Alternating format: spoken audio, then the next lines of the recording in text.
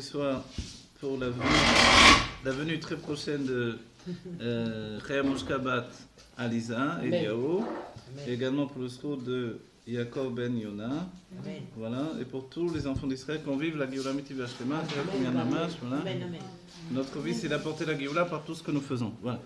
Avant de commencer le cours immédiatement, on précise, ce cours, c'est un cours de Tafresh Ben du Rabbi Rachab. C'est-à-dire, c'est pas un cours pour les Mekoravim. On va dire les choses clairement. Pas un cours pour ceux qui ne connaissent pas trop, etc. C'est-à-dire dans le sens où il y a des cours plus faciles, plus réalistes, plus dans la réalité, etc. La dernière fois, on s'est rendu compte que certains n'avaient pas trop compris et que finalement ça entraînait une mauvaise compréhension des choses. La précision, c'est que ce cours, c'est un cours extrêmement élevé. Extrêmement élevé, ça veut dire que extrêmement élevé dans également le fait qu'il est dans une dimension autre que la réalité. D'accord ? C'est pour ça que nombreux ont peur d'étudier ce livre, de peur de quitter leur réalité, de se confronter à un monde totalement abstrait, totalement à la limite de l'imaginaire, mais qui est la réalité divine. D'accord ? Donc on le précise avant de commencer à nouveau, pour pas qu'il y ait de malentendus. Donc dans ce livre, effectivement, c'est un livre de date et lion dans lequel le monde n'existe pas et nous n'existons pas non plus. Compte tenu de ça, on revient à la base de savoir comment je définis mon existence dans une notion telle qu'elle, c'est-à-dire quelle est ma mission et comment je dois intégrer le fait que je suis Dieu lui-même, puisque Enon Milevado n'est rien d'autre que Dieu, que le matériau de vie c'est Dieu lui-même, comment le vivre correctement. C'est ça le livre finalement. Et pour ça, on accompagne notre date Tarton d'une rencontre avec le date Elion. En traduction, notre conscience inférieure qui fait que j'existe dans ma perception va se confronter au Da'at Elyon ou Enon Milevado. Et pour ceux qui penseraient que ce n'est pas d'après la halakha, alors il faut leur rappeler que tous les jours, 3 fois par jour, on dit Shema Israël, qui veut dire exactement la même chose. Shema Israël Hashem Elokeinu Hashem Echad, c'est Da'at Elyon, ça veut dire qu'il n'y a rien d'autre que Dieu, et que le monde n'existe pas. Ve Baruch Shem Kevod Malchuto L'Olam Va'ed, c'est que malgré ce, je dois quand même vivre dans cette existence dans laquelle Dieu m'a investi. D'accord ? Donc en fait, c'est une mitzvah. C'est notre mitzvah de juif, et profondément au niveau de notre âme, on a un ratso qui fait que notre âme veut quitter en fait sa réalité pour aller dans la véritable réalité, qui est le fait que Dieu est là, il n'a jamais quitté le monde, et le tzimtzum c'est qu'un mot, c'est qu'une notion qui est fondamentale, mais qui ne veut pas dire que Dieu s'est séparé de nous. Et en fait, la fusion entre nous et Dieu est encore plus grande depuis le tzimtzum, comme dit l'Admor Hazaken. Dès ce moment-là, le or, nichlal bamaor, la lumière, au lieu de se séparer du luminaire, elle s'est englobée dans le luminaire. Donc nous sommes dans cette notion-là. C'est pour ça que nous sommes à la fois des élèves du Harizal et du Ramak en même temps. Le Ramak pour lequel il n'y a pas du tout de tzimtzum. D'accord ? Bon, voilà. Donc, compte tenu de tout ce qu'on vient de dire, voilà, c'est très important. La Chassido dit qu'on fusionne les deux. Voilà, les deux enseignements. Le Hari donne des bases. Voilà, il donne le tzimtzum comme un cheval de bataille pour nous construire une notion temporelle, espace-temps. Et le Ramak, non. Le Ramak parle finalement dans l'essence de Dieu. Et le Baal Shem Tov dit qu'on a finalement une tendance à être plus proche du Ramak par rapport à ça. Voilà. C'est pour ça qu'il faut étudier les deux dans la Chassidut Rabbah, d'accord ? Bon voilà, c'est un livre de spécialiste, de spécialité on va dire. C'est pas un livre populaire que l'on est en train d'étudier. C'est pas un cours populaire. Donc effectivement, celui qui vient à ce cours, il doit prendre compte de tout ça et pas s'attendre à entendre un petit chiot tranquillement qui ne va pas nier son existence, sa vie quotidienne, etc. D'accord ? Voilà, c'est une introduction pour dire les choses telles qu'elles sont. Et donc c'est un engagement où on vient et on accepte ça, et si je ne corresponds pas, il vaut mieux aller trouver des petits cours tranquilles, ou alors, non, il faut dire les choses tranquillement pour que ça soit clair et net, ou alors je prends en compte de ce que j'étudie, dépasse la réalité, dépasse le monde dans lequel je vis, dépasse l'existence. Voilà. Parce que ce livre-là est fait pour nous donner, on va dire en hébreu, les Gachem et Géoula. Pour déjà prendre la Géoula dans nos mains. La Géoula, c'est ça, c'est ce que l'on étudie ici. D'accord ? Donc c'est vrai qu'en le rejetant, je rejette aussi la Géoula qui me fait peur. Pourquoi ? Parce que la Géoula, c'est une abstraction également de ma réalité présente. Mais ma réalité présente est en train de s'évanouir. Tout ce qui était une sûreté, une affirmation de puissance, etc., va s'écrouler petit à petit devant nos yeux. Que ce soit la médecine, que ce soit les banques, tout s'écroule, on va le voir. On va le voir, c'est certain. On est en train Ça de- commence, on est en train de le vivre, ça fait partie des guerres du Mashiach. C'est-à-dire que ceux qui étaient les grands principes de la société capitaliste, pour dire les choses clairement, alors tout ça, ça va s'écrouler devant nos yeux. Et notre quotidien va s'attacher au spirituel de manière naturelle. Ce que nous voulons faire, c'est devancer ce moment où les choses vont venir finalement d'en bas, mais on va dire de l'extérieur de nous. Nous sommes les mashpiim du monde. Le juif est la hashpa, l'influence du monde. Donc c'est aux juifs d'être en avant-garde de tous, comme notre rabbi est en avant-garde même dans l'image de notre judaïsme, pour faire pénétrer la Géoula dans les kélim qui sont en train de se mettre en place. D'accord ? Vous avez conscience, la médecine, elle devient de plus en plus incertaine. Tous les jours, on entend une nouvelle possibilité de guérir la maladie qui fait des ravages et que les médecins cachent, alors qu'ils savent très bien qu'on peut s'en guérir, etc. Et des tas de choses où finalement tout explose, que ce soit les théories de Darwin, que ce soit les finances, tout est en train d'exploser, d'imploser. C'est un tohu, une destruction qui entraîne le tikkun, qui s'appelle la Géoula. D'accord ? C'est ce que nous sommes en train de vivre et on doit réaliser la chance que nous avons de nous attacher à la Torah de vérité. D'accord ? Voilà, les chayim ou les bracha, que ce soit une bracha pour chacun, de s'engager plus encore, voilà, que vraiment vivre la Géoula, Teref ou Mian Mama. Je sais qu'il y a des cours qui font plus plaisir aux gens, qui sont plus agréables et qui, je ne sais pas quoi dire, qui caressent le monde dans le sens du monde et qui ne bourrissent pas la réalité. Et le but, c'est de dire des petites blagues, et que tout le monde soit bien content, et ça fait beaucoup de monde. Mais au bout du compte, est-ce que c'est comme ça qu'on fait venir la Géoula ? Oui. Il faut de tout pour faire un monde. Donc dans le monde où on vit, il faut de tout, il faut ça également. Mais l'engagement que moi j'ai pris en tant que Chabad depuis le début, c'est de chercher la vérité. D'accord ? Et je continue à chercher la vérité, c'est ce que je transmets moi-même. On vous remercie beaucoup, Raphaël. Que vous bénisse. Amen, très bien. Nous avons beaucoup de chance. C'était pas un plaidoyer Non, de défendre, mais il me bien. semble que c'est important de le dire parce que On certains a beaucoup de chance. voilà, ne se rendent pas C'est compte vraiment peut-être. pas quelque chose qui est commun. Mais moi, vraiment je vis une avec mon Rahaya, la Chassidoute, donc Ah, voilà, magnifique. ça Voilà. fait des années. Hein. Exactement, ce sont des gens qui ont Et c'est décidé grâce de au Rabat que j'ai vu Tchouva aussi. diffuser la C'est grâce au Rabat. vérité. Alors voilà, ce que l'on a vu dans le commencement d'un nouveau Mahama, ok, on verra Shechotshechem Takrivu Ola Hashem, on a vu le sujet de Yaakov et Yosef, Nun Dalet. Nun Dalet, c'est le début du Mahama, et on a fait le premier paragraphe en réalité, lequel est une introduction comme d'habitude, et après on retrouve notre sujet. L'introduction c'est Liya Tiferet et Yesod, et la question c'est, puisque l'on reçoit de toutes les manières de l'intermédiaire de Tiferet, non, il ne faut pas le dire comme ça, il faut dire, puisqu'on reçoit de toute manière, par l'intermédiaire de Yesod, même quand c'est Tiferet qui influence, alors pourquoi avoir besoin de préciser que nous recevons de Yaakov et Yosef, Tiferet et Yesod? Vous voyez? C'est-à-dire que quand je donne la tzedaka, je n'ai pas besoin de dire ma main a donné la tzedaka. Évidemment, je n'ai pas donné avec la tête. Oui. Tout le monde a bien compris que ma main a donné, mais c'est moi qui ai donné. Donc en fait, d'un autre côté, si je mets l'accent sur la main, c'est que la main est importante de par elle-même. Vous voyez? Si je mets l'accent sur Yesod qui donne, finalement Yesod est tellement important qu'il se substitue même à Tiferet. D'accord? Tiferet c'est les sentiments et Yesod c'est la force d'influence. Donc on voit que à la fois les deux sont importants. On a souvent signalé le fait que dans le judaïsme, on ne peut pas dire que la fin justifie les moyens. Les moyens sont extrêmement importants pour notre travail de tzaddik de la génération. Il se construit par les levushim, les vêtements du Benoni, donc marshava du bourg maasé. Peut-être que la fin faïenne justifie les moyens. Alors, voilà. Donc maintenant, le second paragraphe, Lamed Gimel. Alors on va rapporter ça. Vagam de kemushem klulim beorenso b'orchu areem eprinat pshitut legamre.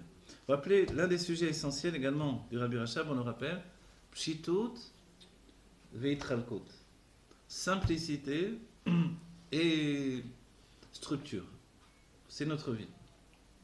On a une tendance à la simplicité, c'est-à-dire d'englober tous les sujets dans une simplicité de langage également, de notions essentielles, comme de dire Enon milvado, il n'y a rien d'autre que Dieu, c'est la simplicité absolue, ou Atzmut, c'est l'essence de Dieu, il n'y a pas d'autre niveau. Et puis, dès le moment où il y a une décision d'aller vers le dévoilement, c'est une décision d'aller vers la structure.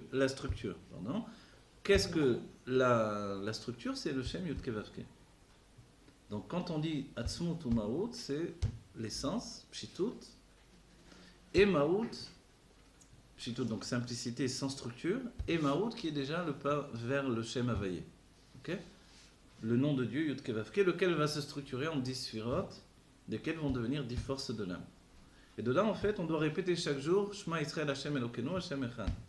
Havayé, c'est le Shem Elokim, puisqu'on rajoute un troisième élément.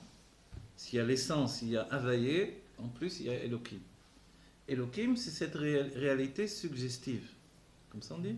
C'est-à-dire la réalité que je perçois, selon mon état de perception. C'est très important, puisque l'autre réalité de l'autre n'est pas la même. C'est bien que ce qui me fait peur peut rassurer l'autre. On s'étonne que ça le rassure alors que ça me fait peur. Pour moi c'est incompréhensible et pour lui, oui, il comprend très bien. Il est dans un monde de limites, comme sur les limites des autres limites. Exactement, bravo. Et vous le voyez dans cette image même, le fait de débloquer les neurones, etc., d'avancer dans toutes ces notions-là. En fait, il y a une notion où ma réalité, ou les probabilités de la perception que j'ai, rentrent justement dans une structure personnelle. Et la structure personnelle de chacun d'entre nous, c'est vraiment le miracle de la création. Ok ? Le miracle qui va devenir finalement le corps du juif. On a dit assez souvent, on a dit assez souvent que dans la Géoula, il y aura le dévoilement du corps par rapport au dévoilement de l'âme, et ce sera un niveau extrêmement élevé par rapport au niveau de l'âme. Ok ? Ce niveau extrêmement élevé sera tellement intense que le corps supplante l'âme dans son élévation. C'est quoi supplante? Il supplante, c'est-à-dire qu'il prend la place de l'âme dans le niveau d'élévation. Il devient la source de vitalité. Et de là, en fait, il signe son indépendance de l'âme. C'est-à-dire quoi, ça fait un? Ça fait un à part entière. Le corps, votre corps devient votre réalité de la Géoula. Et l'âme devient vos dévoilements. Là aussi, vous êtes structuré en deux états. Atzmut ou Maout ou Gilou ya Atzmut. Comprenez? Atzmut, c'est le corps. Et Gilou ya Atzmut, le dévoilement de l'essence, c'est l'âme. C'est le corps, en fait, l'âme. Non. Est-ce que l'âme serait... Non, on a dit ça. C'est-à-dire le Est-ce que corps, l'âme serait la Maout? l'âme devient la Maout et le corps c'est Atzmut. Exactement. En réalité, c'est déjà comme ça aujourd'hui, sauf qu'on n'a pas de dévoilement, puisque Atzmut n'est pas encore dévoilé.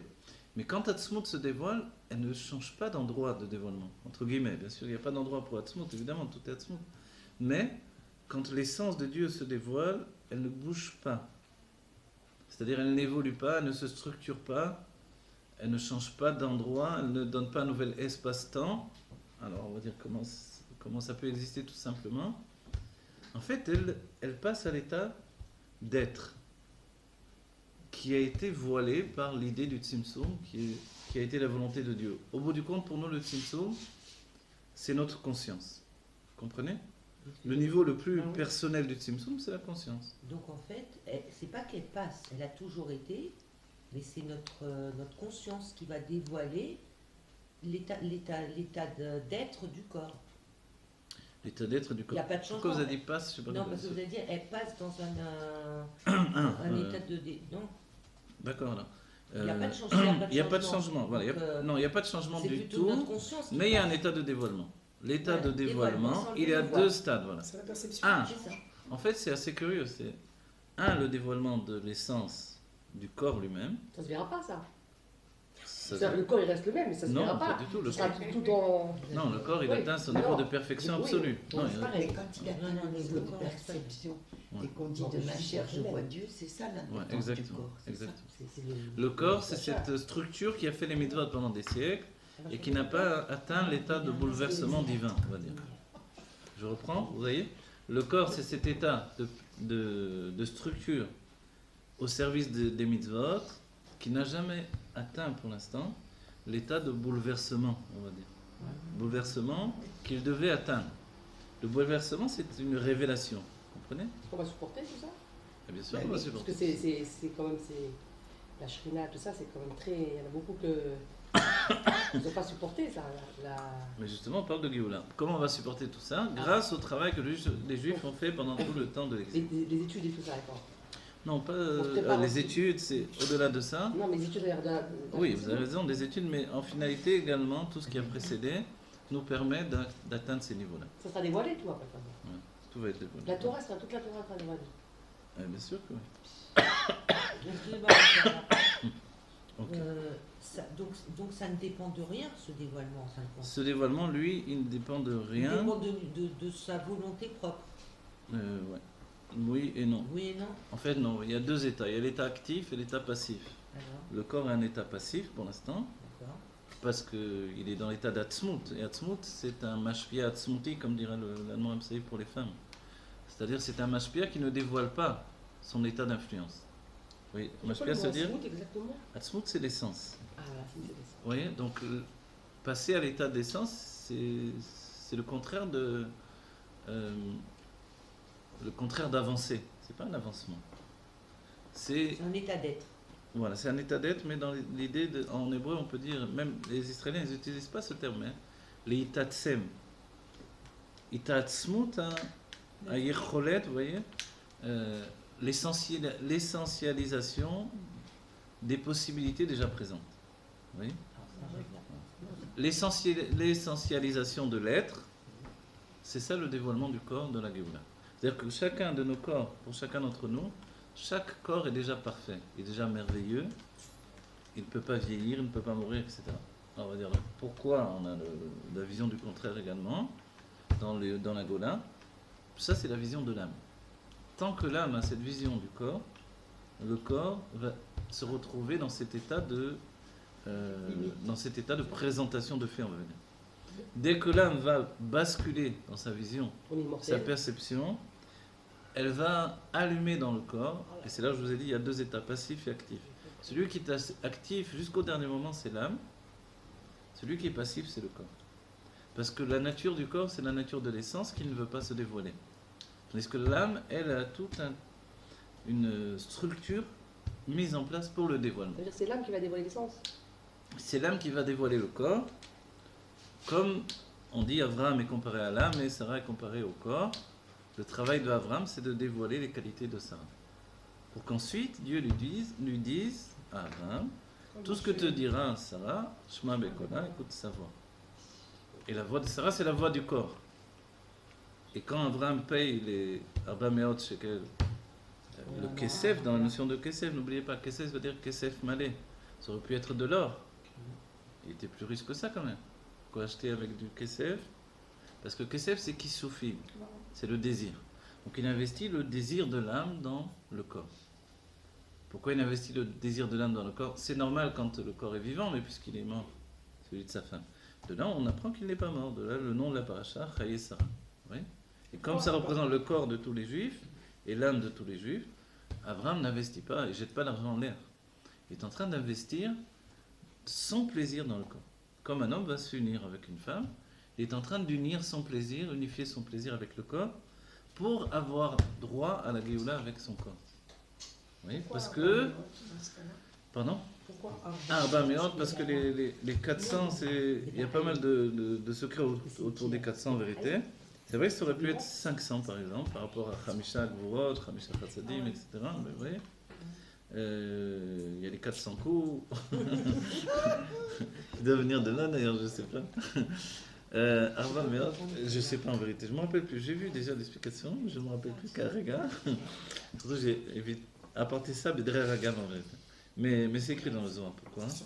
Alors il faut retourner là-bas, retourner sur les bancs de l'école. Après, on va voir à nouveau pourquoi c'est écrit. Ok? Regarde, Oui. quand Abraham il rentre dans la fournaise, c'est qu'il est en état de Géoula, puisque son corps ne l'informe pas que c'est chaud. Il est dans un état de miracle, en tout cas, ouais. De miracle. Par rapport à ce que vous disiez. Sa Géoula, elle vient vraiment quand il reçoit les mitzvot. À partir de la Brit Mila, il rentre dans un état de Géoula. La Géoula, elle est une emprise également de tout l'être intérieur. Or, jusqu'à la Brit Mila, il n'avait qu'une emprise de l'être extérieur qui est en nous. La Géoula, c'est une emprise totale de nous-mêmes. Pas seulement du corps, du cœur, des poumons, de tout. C'est-à-dire une personne ne peut plus être malade parce qu'elle a une complète emprise de son être, mais également de son âme totalement. Vous voyez? C'est-à-dire du rapport entre l'âme et le corps. Donc ça pouvait être possible qu'à partir de la première mitzvah qu'il reçoit. Parce que grâce à cette mitzvah, il devient un kli, un réceptacle de Géoula. Et c'est l'état d'esprit de Torah et mitzvot. À nouveau, quand on demande, après tout, on étudie des choses extrêmement élevées, pourquoi encore faire les mitzvot? La réponse, elle est simple. Grâce aux mitzvot, je deviens un corps de Géoula. Mon corps qui va supporter l'infini de la Géoula le supporte son propre infini en vérité, l'essence qui est en lui. Dès qu'il passe au stade de dévoilement, c'est grâce au fait qu'il a été un cli, un réceptacle pour les mitzvot pendant des siècles, qui peut supporter maintenant, on va dire, toutes les tempêtes les plus terribles qui vont arriver. Et dans le bien, pas dans le mal. Terrible et déchiré, comme on dit dans les termes de Paro. Hein? Ok, donc cette notion aussi qu'on voit assez souvent, elle est importante. On va revenir à partir du dévoilement du début du Mama, où la Vinze, alors la ligne, si vous voulez, elle commence par Bipne Atzmo, où la Vinze yesh lagdim, machinit va'erleel, de Arod de Atzilut, arem beprinat itlapshut pnimi, beprinat akelim, de Atzilut, shel edeze nasim prinat maout ou metziut davar, beprinat or chokhma, a-chokhma ve'or chesed. Voilà. Et la dernière fois, on avait expliqué pas mal de choses dans le sens où être un cri, un réceptacle, c'est pas juste recevoir une lumière par exemple, mais partager avec cette lumière. Tant qu'il n'y a pas de partage, on n'est pas un réceptacle. Okay? C'est-à-dire dans le couple également, si une femme reçoit un homme dans sa maison, mais elle ne partage pas avec lui son intimité, ce n'est pas un réceptacle. La lumière n'est pas rentrée dans le clé. Vous voyez ce que je veux dire? Dans le sens... pas juste l'intimité dans le lit, pour parler clairement, l'intimité de son âme, je veux dire. C'est-à-dire qu'il faut se confier l'un envers l'autre. Et si on a peur de se confier, c'est que quelque chose n'a pas été installé. Donc il faut rattraper le temps perdu, se remettre en route, réorganiser un shidur, se remettre à parler et faire ce qui s'appelle, ce que l'on voit dans la paracha, c'est-à-dire le yichud haneshikim, le fait d'unifier la parole qui attache l'intellect. Ok? Et ça, il n'est jamais trop tard pour le faire, dès le moment où on a compris qu'il s'agit de le faire, pour réaliser l'attachement et le dévoilement à la base de tout, qui est en fait, ça s'appelle Chashivut Hainyan. Chashivut Hainyan, l'importance des choses, c'est la pensée qui précède même la volonté. Dans un couple, c'est de fonder un couple. On fonde une maison, mais pour fonder une maison, il faut fonder un couple. D'accord? Donc j'engage chacun, en fait, pour notre vie, chacun d'entre nous, à s'avancer dans ce sens-là. Et quand on s'avance dans ce sens-là, Dieu nous aide en fait dans la réussite. Donc voilà, qu'il y ait la bracha pour tout le peuple juif, Amen. que la Géoula commence par notre vie personnelle. Tout simplement, ça veut dire engager le dialogue. D'accord? Je prends juste un petit peu Quand il n'y a pas d'écoute, ça veut dire quoi? Ça veut dire que la femme ne le veut pas vraiment au fond? Oui, ça veut dire qu'elle ne veut pas vraiment en réalité, parce qu'elle doit devenir un réceptacle pour le mashpia. Comme ça, elle construit le mashpia. C'est l'explication de Anne-Moram Saïd. Mashpia Atzmuti, ça veut dire ça. Ça veut dire qu'en réalité, c'est pas un mashpia qui dévoile qu'il est mashpia. Atzmut, c'est ça, elle n'est pas à l'état de dévoilement. Donc en fait, il est mashpia sans que l'autre ne s'en aperçoive. Vous voyez? Donc c'est la force de la femme, dans notre génération en particulier, de l'adrir est un mashpia. De recevoir de lui, même s'il ne donne pas ce que l'on veut recevoir, pour l'entraîner vers le bon chemin, finalement. Vous voyez? Et rétablir le contact passe par une discussion engagée. Et le fait de prendre du temps ensemble, de nouveau. Ok? Parce que tout nous sépare, parce que la vie nous sépare, les enfants nous séparent, etc. Tout est fait pour nous séparer, on est d'accord? Donc si on laisse les choses aller, on est deux étrangers qui cohabitent dans une maison. Voilà, exactement. Et ça nous attend chacun d'entre nous, que Dieu préserve, si on ne travaille pas à la chose. Ok? Et c'est sûr que le plus facile de dire, c'est on divorce. C'est la facilité, Voilà, c'est vrai. les femmes, les enfants d'abord. Mais c'est pas comme ça. Si on peut sauver le bateau, on sauve le bateau. Mais c'est même pas l'esprit de sauver, c'est l'esprit de retrouver ce qui nous appartient. Donc, remettre les bases du couple. Le couple n'existe que par la présence du père et de la mère. Donc, la présence d'un homme et d'une femme. Donc, il faut retrouver cette base originelle, vous voyez, et pas dire on n'a plus de lien entre nous, mais retrouver ce lien qui n'a jamais quitté le couple. Voilà. Et je souligne, n'oubliez pas que le lien existe déjà, parce que sinon la maison n'existerait pas. Ça s'appelle dans la Kabbalah, ça s'appelle Yichud Tmidi de Abba Veima. Et une union constante de Chorma et Bina, qu'elle soit par la parole, par, elle est là. Même pour la pensée. Parce que même si c'est un makif, en réalité, parce qu'il y a une grande part de l'union de Chorma et Bina qui reste makif, makif donc qui n'est pas dans l'état de dévoilement ou de perception intérieure, mais c'est là, puisque la maison, en fait, c'est le fruit de cette union constante. Vous voyez? Donc cette union existe, mais comme on passe au stade d'une seconde union, laquelle va donner naissance, pas simplement naissance à des enfants, évidemment, mais naissance à une réalité harmonieuse, qui est la Géoula au sein du couple, c'est grâce, en fait, à une nouvelle union qui commence par la parole. D'abord, Yichouda Neshikin, comme quand voilà, il y a un shidour, on se retrouve, on discute. Au début, c'est très intellectuel. Il dit, moi j'aime la vie comme ça, moi je vois la vie comme ça, tac, tac, tac. Cette union-là, elle est superficielle peut-être, mais finalement, elle commence à s'enraciner l'un dans l'autre, et apparaît l'union du cœur qui va suivre. Et en dernier lieu, l'union des corps. Vous avez compris? Donc en fait, il n'est jamais trop tard pour remettre en place l'union de l'intellect. Et le premier averti, on dit un homme averti en vaut deux, ici dans le couple, c'est le cas de le dire. Donc en hébreu, on dit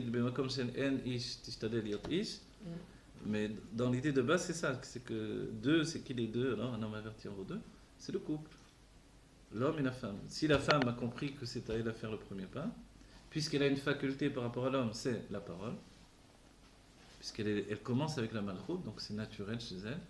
Et l'homme, plus il avance dans le temps, l'âge, etc., et moins il parle, plus il rentre dans sa coquille, donc il se suffit pour lui du Yehud Chitzoni.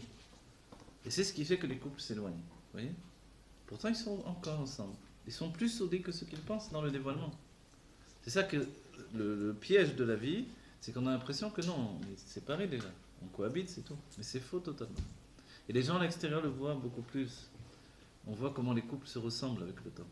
C'est vrai. Cette ressemblance vient de l'union, de l'échange des âmes. Et n'oubliez pas que depuis le début, l'âme de la femme, depuis la première union du mariage, l'âme de la femme est remplie par l'âme de l'homme. Donc la maison, c'est ça. La femme est dans l'homme. Donc qu'elle veuille ou non, il est en elle, et elle ressent tout ce qu'il ressent, elle le comprend, et elle découvre en elle son inconscient. Et elle est complète grâce à lui. Vous voyez? Oui, parce qu'Adam, il a donné le... Voilà. Vous avez dit Il la avait la femme côte. est en lui, l'homme est en lui. L'homme est... Ouais, j'ai dit le contraire? Oui, la Ouais, femme est c'est- en lui. J'ai espéré dire le contraire. mais- Ah, Lapsus ouais. révélateur, mais non, non. C'est drôle comme Non, l'homme, il comprend pas du tout la femme parce qu'elle n'est pas en lui, justement. Alors c'est l'homme qui est en elle. C'est Ah l'homme oui. qui est en elle. Ouais. Oui, comprends. Je suis trompé, désolé. On peut... D'accord, en tout cas, vous avez compris. Ouais. Non, je répète tellement de fois ce truc-là. Je le répète parce que les gens ne savent pas du tout ça. Et du coup, l'idée de maison, pour eux, c'est ça, quoi, c'est tout. Quand on dit Ishto Zobeto, la femme c'est la maison, voilà ce qu'ils pensent. Mais si l'homme est décorateur d'intérieur, c'est lui qui a acheté les meubles, c'est lui qui fait la peinture, c'est lui qui arrange. Alors, c'est toujours le cas? En fait, oui, parce qu'on parle de cette maison-là plus, encore, d'après le Zohar. Dès la première union, c'est lui qui est en elle. Du coup, elle le comprend, elle l'a dans ses mains, en fait. C'est pour ça, toute saute d'humeur chez elle, ça occasionne un mal-être ou un bien-être chez lui. Voilà. Donc ça dépend. C'est pour ça que le rabbi dit que la maison dépend de la femme de ce côté-là. Vous voyez? C'est pas qu'il doit être inactif. Toute l'idée, c'est d'entraîner vers l'action, vers le dialogue, vers la rencontre. Et la base de tout, il faut au moins désirer. Et pour désirer, il faut entamer l'échange. D'accord? Est-ce Bon, que voilà. c'est le fait que son âme, l'âme du mari est dans la femme, que la femme, elle a une intuition comme ça pour son mari, parce qu'en Ouais. fait, Exactement. elle le C'est vit. qu'elle sent. C'est Elle qu'elle- le vit. Totalement. Totalement. Hein, Voilà. c'est ça. Totalement, c'est C'est ça. pour ça que l'homme ne Parce ressent que pas. avec les sentiments, il y a aussi l'inconscient qui est la source des sentiments. Mais l'homme, comme il n'est pas dans cet état de fait, D'accord. et lui, il fonctionne vers l'extérieur, l'homme. Donc il intériorise rien de manière profonde en vérité. Dans le présent, dans l'état présent, on va dire. C'est-à-dire, dans la base de l'homme, ce qui est étrange dans la Chorma, c'est que ce qu'elle possède, c'est ce qu'elle a. Je veux dire par là qu'elle n'aura pas d'autre possession que ce qu'elle a déjà. Si ce n'était sa bina qui le pousse à découvrir et accepter d'autres influences qui viennent de l'extérieur, qui lui paraissent toujours plus petites, plus inférieures à sa propre qualité personnelle, alors en réalité, si ce n'était pas ce cas-là, il resterait dans un état premier, primitif, on va dire. de son être. J'ai pas très bien. Je recommence. La Chokhmah, elle est basée sur des valeurs qui sont appelées les évidences. Vous voyez, la Chokhmah fonctionne par les évidences. La vision, et même la notion intellectuelle de la Chokhmah, c'est ce qui s'appelle Anacha Sikhli, c'est-à-dire une évidence qui s'est mise en lui, une réponse qui n'a pas de question. Vous comprenez? C'est-à-dire que par rapport à ça, il a un état critique très avancé. Compte tenu que tout est comparé à ses réponses. Pourquoi il aurait un état critique alors que c'est une évidence? Je comprends pas. Il a un état critique justement par rapport à tous ceux qui ont des questions. Parce que Est-ce que c'est par une rapport à évidence? Par rapport à c'est son une évidence, propre il y a niveau pas de d'évidence. question. C'est-à-dire que D'accord. le rabbi le dira, j'ai un peu enseigné ça aussi en hébreu, mais le rabbi le dira par rapport au nom Chaya par exemple, Chaya Mushka. Le rabbi a dit, quand on s'est plaint des fois, le nom Chaya n'était pas super à vivre, le rabbi a dit, il faut l'appeler, c'est pour ça qu'il faut l'appeler Chaya Mushka, pas Chaya toute seule. Parce que Chaya c'est Chokhmah. Et Chokhmah, ça entraîne d'être fainéant, du fait que l'on conçoit déjà des choses à l'avance, on n'a pas du tout envie de les faire. Vous comprenez? C'est-à-dire, je suis dans mon lit, je me réveille, je me dis, bon allez, il faut que je me lève, après qu'est-ce que je vais faire? Je vais aller faire ça, et ça va entraîner que je vais faire ça. Disons, bon, je vais manger, je vais boire un café, puis après il faudra faire la vaisselle, ça va salir un tas. Vous imaginez, à l'infini, je veux dire. On va préparer un repas, mais après, oh là là, le balagan que ça va faire, etc. Bon, Je comprends pas vraiment. Parce Non, que je veux dire mouchka, pour un- en plus que mouchka, c'est une odeur. Voilà, C'est- Mouchka c'est une odeur, mais Alors, c'est si différent. c'est spirituel, comment ça C'est peut justement, aider c'est parce que ailleurs? c'est une expression. Ah, C'est d'accord. différent.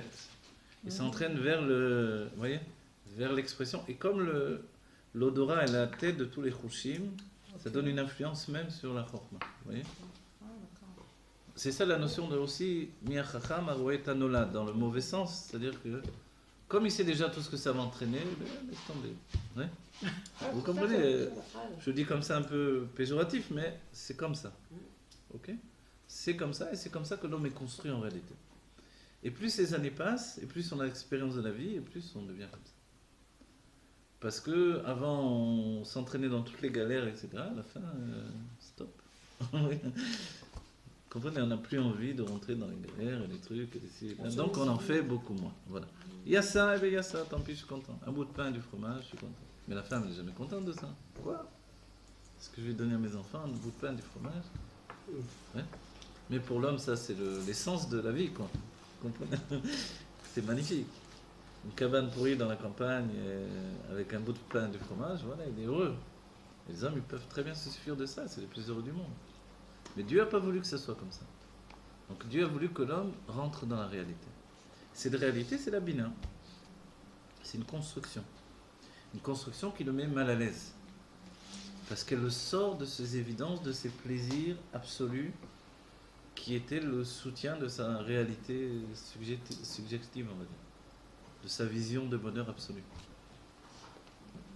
Vous comprenez? Voilà.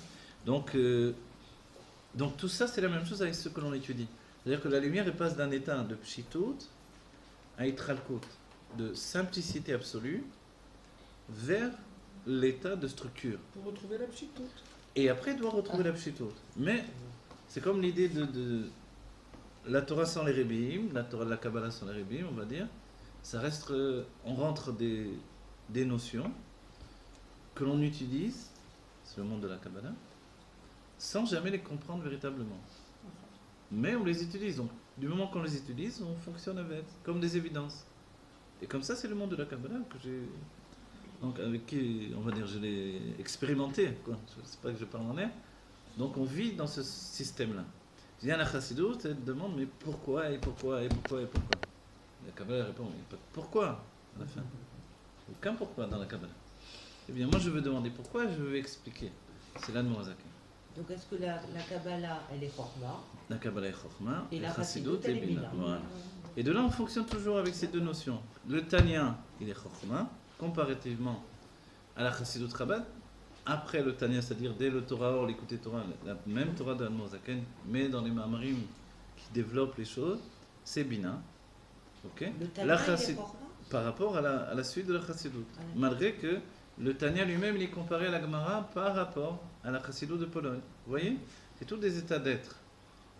Vous voyez, sans arrêt, on développe. Dès que l'on développe, on passe de Chokhmah à Bina, si on peut dire. Ok? Et à chaque fois, c'est des niveaux. Et à chaque fois, on recommence et on reconstruit d'un niveau supérieur, etc. etc. Mais c'est vrai que la chorma a cet état de... La difficulté de la chorma, c'est d'être figé. Il y a toute une simplicité, comme le juif simple, mais s'il ne vient pas le Baal Shem Tov pour lui dire qu'il peut devenir toute chose, il est juste un juif simple, quoi, qui est méprisé par la société. Parce qu'il ne sait pas lire, il ne sait pas écrire, il fait des travaux des pires. Mais comme, même quand le Baal Shem Tov il vient pour nous dire ça, on ne croit toujours pas. On n'a pas cru pendant longtemps, et au bout du On va compte, dire que pour nous, peu nombreux voilà. sont ceux qui le croient aujourd'hui. Ouais, Ok. qui ont cru le construire. On va dire que les chassidim en général ont tellement cru qu'ils se sont habillés dans cette simplicité, même quand ils étaient des Talmidei Chamim, on va dire. Vous voyez ce qui a occasionné aussi un enfermement de nouveau dans la Chokhmah. Vous voyez le but du Baal Shem Tov, c'est de faire passer la Chokhmah à la Bina. Ça a entraîné également de faire passer la Bina vers la Chokhmah. C'est-à-dire que puisqu'il a mis tellement en avant la pshitout de la simplicité des gens simples, on veut leur ressembler également. De ce fait-là, les Talmidei Chamim et les gens qui avaient un esprit évolué et structuré ont voulu devenir simples.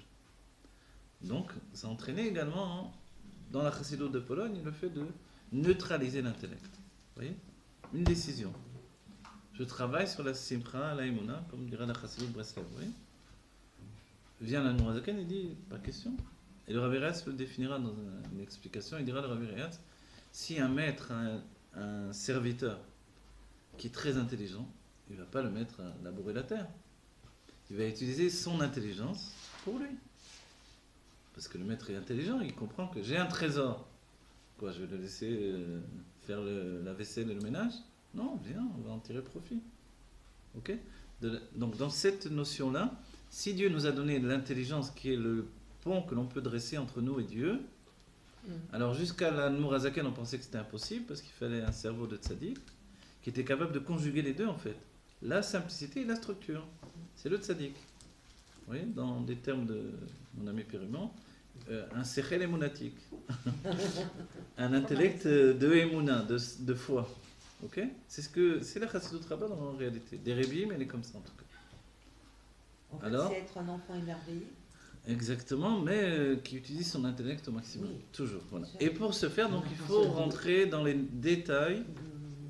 Le risque de ne pas utiliser les détails, c'est ce qui s'appelle dimyonot shav. Les rébim sont clairs là-dessus. Tous les Le rébim. risque de ne pas utiliser les détails. Les détails, c'est-à-dire de ne pas savoir exactement la structure du dévoilement dans les moindres détails, on rentre dans ce qui s'appelle dimyonot shav. Pourquoi? On se fait une idée générale des choses qui n'est pas, Qui est fausse. qui est fausse. Parce qu'on ne la connaît pas réellement. Voilà. Parce que nous-mêmes, on doit être réaliste avec nous. Tant que j'ai pas été voir un pays, j'ai beau voir des cartes postales, même des images, même une vidéo peut-être. Ça n'a rien à voir que d'être là-bas sur place. D'accord? Parce que là, on voit vraiment les détails de la vie au quotidien. Et là, tout se transforme dans notre vision. Donc, la même chose pour venir en Eretz Israël. On a une vision de France, chacun d'entre nous, très différente de la réalité que l'on vit ici. Ok? Ça, c'est la réalité qui est faite des détails de notre vie au quotidien. Donc, sans les détails, on a une image qui est totalement fausse, inventée. Parce que je comble en fait les manques avec une imagination qui vient de moi. C'est-à-dire que quand il y a des manques, qu'est-ce que je fais? Je prends des éléments que je connais déjà et je les mets à la place de ces manques. Et c'est ça qui peut être faux. Et voilà. Et ça, c'est faux la plupart du temps. Et comme c'est faux, ça devient une nouvelle réalité qui n'est pas la vraie réalité. La même chose dans le couple, si on revient au couple. Quand il y a des manques chez l'autre, alors on met en place des éléments, c'est-à-dire d'une réalité améliorée, qui est aussi fausse également. Vous comprenez? Donc la meilleure des choses, c'est d'aller vers la réalité, non pas subjuguée, améliorée, etc., mais la réalité telle qu'elle est. Et ça ne va pas contre ce qu'on étudie. D'accord? C'est-à-dire que si, je ne sais pas comment vous dire, je dois passer devant un juge et que je sais que ce qui intéresse le monde ici, c'est l'argent, par exemple, je ne vais pas dire, mais non, c'est l'essence de Dieu, c'est un juif, une âme divine. La réalité, c'est ça. Combien tu as pour lui donner, c'est tout. Ouais. Je veux dire, ça, c'est une réalité également. Que l'on gagne, que l'on perd, combien tu as, c'est tout. C'est ce qu'on va te demander au bout du compte. La même chose dans tous les sujets, la plupart du temps. La réalité qui me paraît terrible, je peux la nier, elle reste tout au moins toujours pourtant la réalité. D'accord? Alors on va dire, alors on ne bouge pas la réalité, on la bouge de l'intérieur. Profondément, comment on va dans le sens, si on utilise le même terme, la subjuguer, la magnifier par la présence du Aleph. Mais la Gola reste la Gola, c'est ça qui est extraordinaire.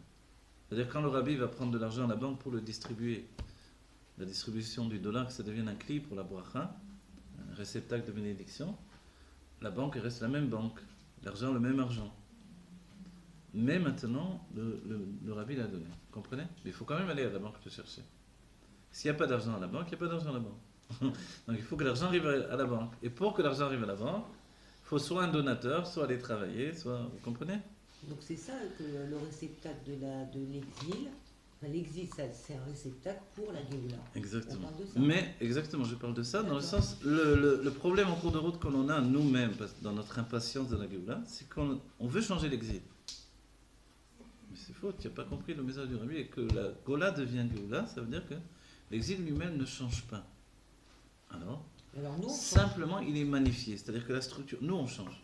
Notre vision elle change et le dévoilement que l'on fait au sein même de l'exil change. La même chose, notre corps, il ne va pas changer comme on peut l'imaginer, je ne sais pas quoi. Il reste un corps matériel. Mais c'est l'essence qui se dévoile. C'est justement qu'il devient un corps matériel plus que jamais il a été. Vous voyez? C'est-à-dire que jamais, autant que dans la Géoula, le corps ne va être la poussière de la terre. Mais pour l'instant, on n'a pas conscience. Il faut dire la vérité, on a beau étudier ça. Qui est-ce qui me dit, à part Abraham Avinu qui dit Anochi Afar Ve'efer, et moi je suis de la poussière, de la terre et de la poussière, mais nous on n'a pas conscience de ça. Toute le yesh, il vient du corps. Alors, donc en fait, aucun moment on n'imagine ni que ce sont des atomes en fusion, ni que c'est de la poussière. alors, Et pourtant, est-ce que le yesh il vient vraiment du corps, il vient pas de l'âme? le yesh, en fait, il est l'influence de l'âme dans le corps. Et comme le corps, c'est le réceptacle de l'âme, alors il retransmet le yesh de l'âme. Yesh. C'est le sentiment, ça s'appelle dans d'autres termes, le sentiment de s'appartenir. Vous voyez ce que c'est le sentiment de s'appartenir? Le sentiment de s'appartenir, c'est ce qui vient de l'âme, on l'a souligné déjà. C'est le fait de la proximité avec la lumière divine. L'âme est toujours reliée à sa source, donc elle a ce sentiment de s'appartenir elle-même en réalité. Elle appartient à sa source, qu'elle continue, qu'elle exprime, donc elle s'appartient à elle-même. Vous voyez? Alors, le Et corps, c'est il ce qui mécabel. est... Le corps, comme il est mécabel ça et qu'il est un état de puissance extrême, quand on reçoit ce message-là dans l'essence, ça fait un état absolu. Et ça entraîne que les gens, par le biais et l'influence du corps, on arrive à affirmer des choses comme c'est pas à mon âge que je vais changer, tu vas pas me bouger, tu vas pas... Le sentiment d'être plus fort que les autres, ou d'être inférieur aux autres. Toutes ces notions qui viennent finalement du corps, qui sont absolues. Après, il faudrait dire pourquoi, et on peut sentir également qu'on est moins que les autres, puisque normalement on devrait sentir qu'on est plus que les autres uniquement. Et parce qu'il y a plusieurs sphirotes, il y a aussi l'état de malchut, la chifloute, l'humilité, vous voyez, l'état d'influence, les gens qui veulent vous influencer à tout prix, vous ne leur avez rien demandé, ils veulent... laisse-moi tranquille, je veux rien, ça va. Etc., etc., vous voyez, je sais pas quoi vous dire, à l'infini, ok? Donc tout ça on le dit comme des notions générales qui, depuis le début, c'est pas qu'on les traîne avec nous, mais on les porte. Et comme on doit toujours revenir à la structure de base, la structure de base elle est là. Comment passer de la pshitout à la hitralkout? Comment passer de la simplicité absolue à la structure? Et on s'aperçoit que dans la structure, il n'y a pas de fin à la structure. On peut se structurer à l'infini. Et le Rabbi Rachab dit que dans l'intellect humain, on avait pensé qu'on pouvait se structurer jusqu'à un certain niveau. C'est-à-dire quelqu'un a fait l'université, après il va rajouter encore une année d'études, 2 années, 3 années, il va passer un truc, bon. Combien il va prendre d'autres?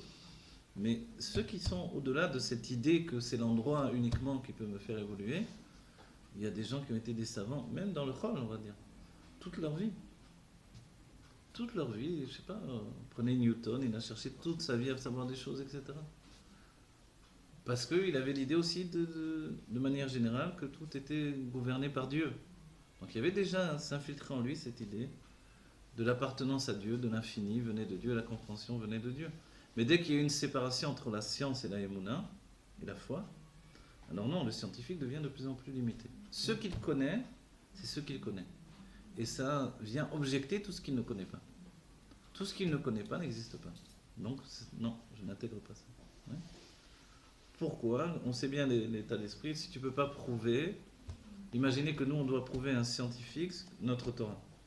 Okay, par exemple, ce que l'on utilise dans la Nbet. Dans un premier abord, si j'essaie de lui prouver selon la Nbet, il ne va jamais recevoir ça. Pourquoi? Parce que mes preuves elles viennent de la Torah elle-même. Donc, ce n'est pas crédible pour lui. Vous voyez? Donc, ça veut dire que dès le moment où on apporte un autre langage, une autre structure, il ne la reçoit pas. C'est-à-dire que sa base de vérification des choses, c'est lui-même. Mais la Torah, elle n'est pas uniquement dans ce système-là. La Torah nous dit que dans les tentes de Shem, on accueille également ce qui s'appelle les enseignements qui viennent de Yafet. Vous voyez? Veishkon Yafet ve'olei Shem. Yafet, c'est la Grèce. Elle va résider dans les tentes de Shem. C'est-à-dire que des enseignements qui viennent de la Grèce, on les a acceptés dans la Torah. Pourquoi? Parce que la Torah accepte la vérité d'où qu'elle vienne. Mais elle n'accepte pas une structure complète non plus. Mais des vérités qui viennent, elle les accepte. Quelle structure il peut y avoir, par exemple, chez les fêtes ou les Yavan? Quelle est la structure? Et n'oubliez pas que Quel toute juif, la c'est science moderne, elle est basée sur Yafet en vérité, sur la Grèce. Je ne me connais pas suffisamment, mais de ce que j'ai compris, ils n'ont pas non plus...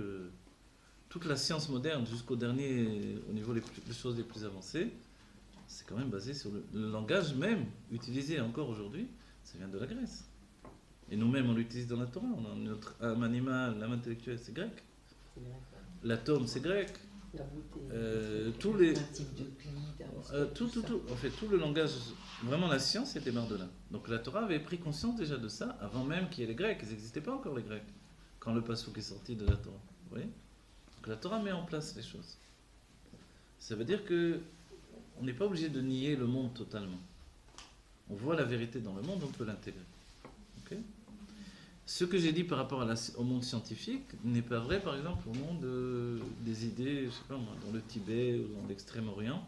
Ils sont beaucoup plus ouverts pour accepter d'autres mondes, d'autres idées, d'autres valeurs, etc., etc. Parce que leur structure est en mouvement. C'est une structure qui va vers l'infini, donc c'est déjà différent. Vous voyez? Donc il y a vraiment une structure de l'infini, c'est l'Extrême-Orient ou le monde jusqu'au Tibet, on va dire. Et une structure de la limite, elle est dans le monde de Esav, Rome et la science, etc. Oui. Et la Torah se place entre les deux. Elle conjugue la limite et l'infini. La limite de la Torah, c'est la Gemara, la Halacha, et l'infini, c'est la Kabbalah et aujourd'hui la Chassidut. On se rend compte aujourd'hui que la science, en tout cas une certaine tendance de la science qui est la physique quantique, elle parle ce langage. C'est-à-dire aujourd'hui, c'est plus un endroit qui est fermé, et bien au contraire, c'est un endroit qui vient rejoindre les dires de la Torah. Et on s'aperçoit que la et là, physique quantique... ils parlent de Dieu, ils parlent de la matrice divine. Exactement. Parce qu'ils n'ont pas de problème avec la réalité de l'infini, en fait. C'est-à-dire qu'ils dépassent le stade de l'esprit enfermé dans son propre raisonnement. Ouais.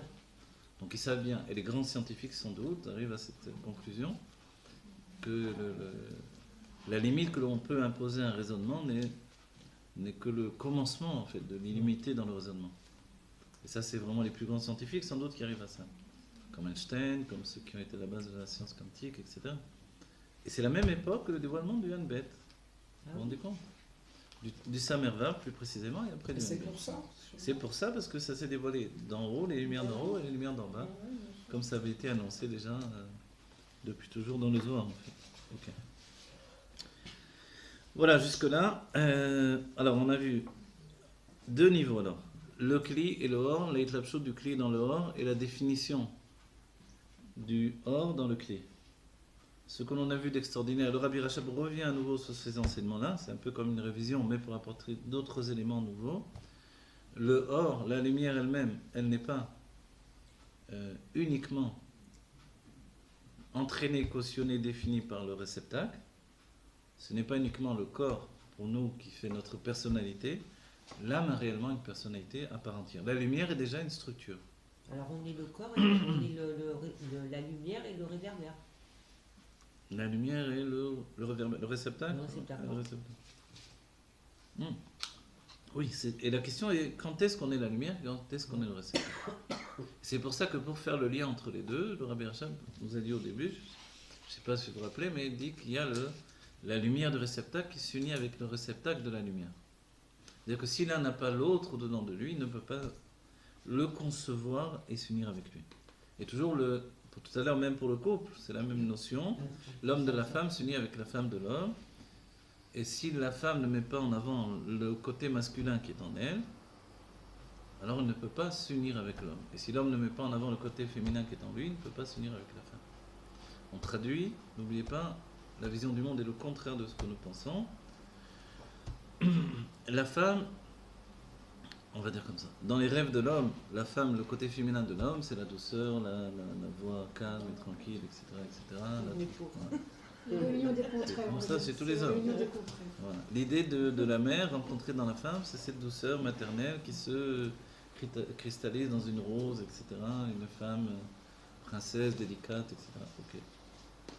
C'est comme ça en plus qu'elle se montre la plupart du temps au début. Vous voyez dans un hôtel un shido, elle vient pas, oh, c'est toi qui as rendez-vous avec moi? Elle va pas parler comme ça. Je vais dire, oui, qu'est-ce que c'est ça? J'ai rendez-vous avec un légionnaire, je m'en vais. Okay. Donc tout de suite, elle a une petite voix, etc. Bonjour, timide. Ah, tout de suite, il dit, ah, ça correspond, effectivement. Mais voilà qu'installé dans ces kélim, elle dévoile l'autre aspect, c'est-à-dire en réalité son aspect féminin. Donc l'aspect masculin, c'est ça le contraire, vous avez compris? L'aspect masculin, c'est ça. Dans sa chokhma, l'homme, ce qu'il pense, c'est ce qu'il pense de lui-même en fait, sans le savoir. Non mais en vrai, la mère représente sa maman à l'homme. En réalité, avec sa femme, il dévoile peut-être que sa mère n'est pas réellement comme Exactement. il se l'imagine. Oui, oui, c'est vrai. C'est-à-dire que sa mère, à lui, c'est sa perception de sa mère. Mais c'est vrai que la tendresse maternelle est quand même quelque chose de... Sa mère, c'est une femme. À 50 ans, il a déjà la tendresse maternelle. Non, mais oui, les hommes, sa mère, c'est une femme. les hommes, quand vous donnez des cours, ils font les mêmes réflexions sur les femmes. Ils ont raison de les faire aussi, ils ont leurs bonnes raisons aussi. Oui, il y a les mêmes réflexions, exactement, bien sûr. C'est-à-dire que, regardez, le système est comme ça. Non, voilà. Vous avez compris l'idée, elle est que l'homme perçoit la femme comme il se perçoit lui-même. C'est-à-dire quand il croit percevoir une femme dans ses rêves, on va dire, imaginer une femme dans ses rêves, c'est en fait l'aspect masculin. Voilà. Mais la femme, quand elle voit l'homme dans son intellect à elle, même pas son intellect, mais disons sa perception du monde, c'est l'aspect féminin. Donc tous les forts, les Rambo, les ci, les là, les hommes puissants, etc., tout le côté je te protégerai, c'est l'aspect féminin en réalité.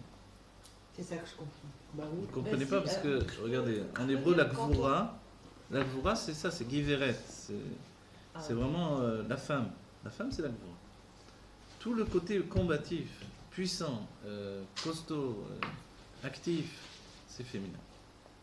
Tout le côté tranquille, délicat, éloigné, fragile, c'est masculin. Alors on pourrait dire que dans le couple, quand je vois mon mari, en fait c'est moi. Voilà. Et quand lui me regarde, c'est lui. C'est bien si c'est comme ça. Voilà. Non, mais alors voilà, dans ce Ouais. sens-là, évidemment, l'un est déçu par l'autre d'un certain point de vue, évidemment, ou choqué. L'homme n'est pas déçu, je veux dire la chose, pour aller jusqu'au bout de cette idée-là. L'homme n'est pas déçu par sa femme, il est choqué par sa femme, compte tenu que le dévoilement de l'aspect féminin de la femme qu'il ne connaissait pas, c'est pour ça que l'homme ne connaît pas la femme jusqu'au moment du mariage. Et je vous le dis franchement, les jeunes couples, tout va bien, les jeunes mariés, voilà. Et puis 3 jours déjà après le mariage, on entend les cris de la Kala. Sors d'ici, je veux pas toi. Avec des cris terribles. Donc il est choqué total. Aïe, quand il dit je te reconnais plus. Donc voilà, il ne reconnaît plus parce que elle est plus celle qu'il avait dans sa tête. Voilà. Est-ce qu'elle est son expression?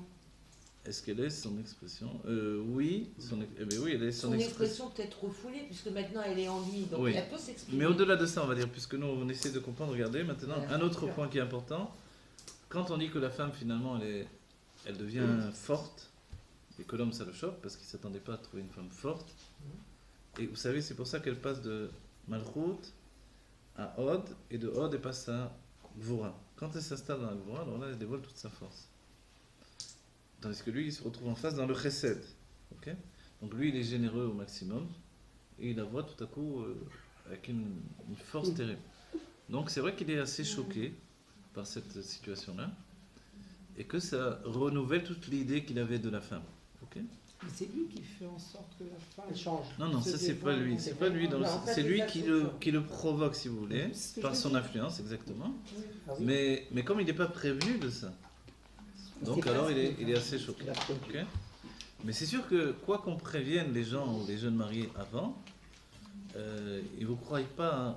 On ne peut pas croire ça réellement avant de l'avoir vécu, de l'avoir vu. La première fois qu'on entend la femme crier, que ce soit sur les enfants ou sur le mari prend une douche froide. Quoi. Il a peur. Il a peur, il est terrorisé, il ne s'attendait pas du tout. Non, c'est vrai, il est choqué. Ça lui cause chez lui une sorte de traumatisme. Quoi, qui va laisser une trace. il est à ce point. Il est à ce point Naïf. quoi. naïf, exactement. Ah bon? Oui, exactement. Parce que son identité féminine chez lui, c'était justement le côté masculin au maximum. Mais il n'avait aucune connaissance de ça. Si je venais pas vous le dire entre nous, vous ne saviez pas. Les gens ne le savent pas, personne presque n'enseigne ces trucs-là. Vous voyez? Si on ne va pas vraiment chercher dans les racines de la Kabbalah, on ne sait pas tout ça. Et du coup, le monde est totalement inversé. C'est ce que dit le Zohar Alma des Shikra. Un monde qui est totalement dans le mensonge. Puisqu'un homme, c'est parce que c'est un homme, une femme, c'est parce que c'est une femme. C'est ça. Donc la femme attend toujours que l'homme soit une femme, et l'homme il attend toujours que la femme ce soit un homme. Donc dans quel monde on vit, vous avez compris? Donc l'homme il recherche la femme la plus douce, la plus tranquille, la plus calme. Ok, donc tu veux un homme. Ah mais ça va pas, je veux pas un homme, tu m'as pris. La femme elle recherche l'homme qui va la protéger, qui est prêt à tout affronter, et qui n'a pas peur du monde, etc. Donc elle veut une femme. Vous comprenez? Oui. Donc c'est-à-dire que l'un et l'autre ont interverti les choses, les éléments. C'est ce que Dieu a fait de plus incroyable. Et c'est ce que l'on a étudié déjà dans Ichlifu d'Ortaïou, vous vous rappelez? Shama et Veilel, le fait d'intervertir, c'est ça ce qu'on a étudié. C'est que Dieu intervertit Les natures. les natures complètement jusqu'à ce qu'ils se conjuguent. Et en fait, ça ne s'intervertit pas une seule fois, ça va continuer à s'intervertir sans arrêt. Ça C'est s'appelle. pour ça qu'on devient Machlia et Mekabel Exactement. constamment. Exactement. Et c'est ça l'équilibre. Exactement. Et vous verrez que quand un homme, tout à coup. Bon, il y a un point aussi. C'est que les femmes ne supportent pas les hommes faibles. C'est ça. Ok, on va dire la vérité. Parce qu'elles ne supportaient pas le côté masculin de l'homme, qui est la faiblesse en fait. La faiblesse par rapport au monde, l'homme est très faible par rapport au monde, parce qu'il n'est pas structuré pour le monde, alors que la femme a tous les kélim, tous les réceptacles pour travailler, pour renverser la réalité. Elle est appelée la bina, elle est la structure, la construction. Mais lui, il n'est pas du tout, il est totalement en dehors du coup, quoi.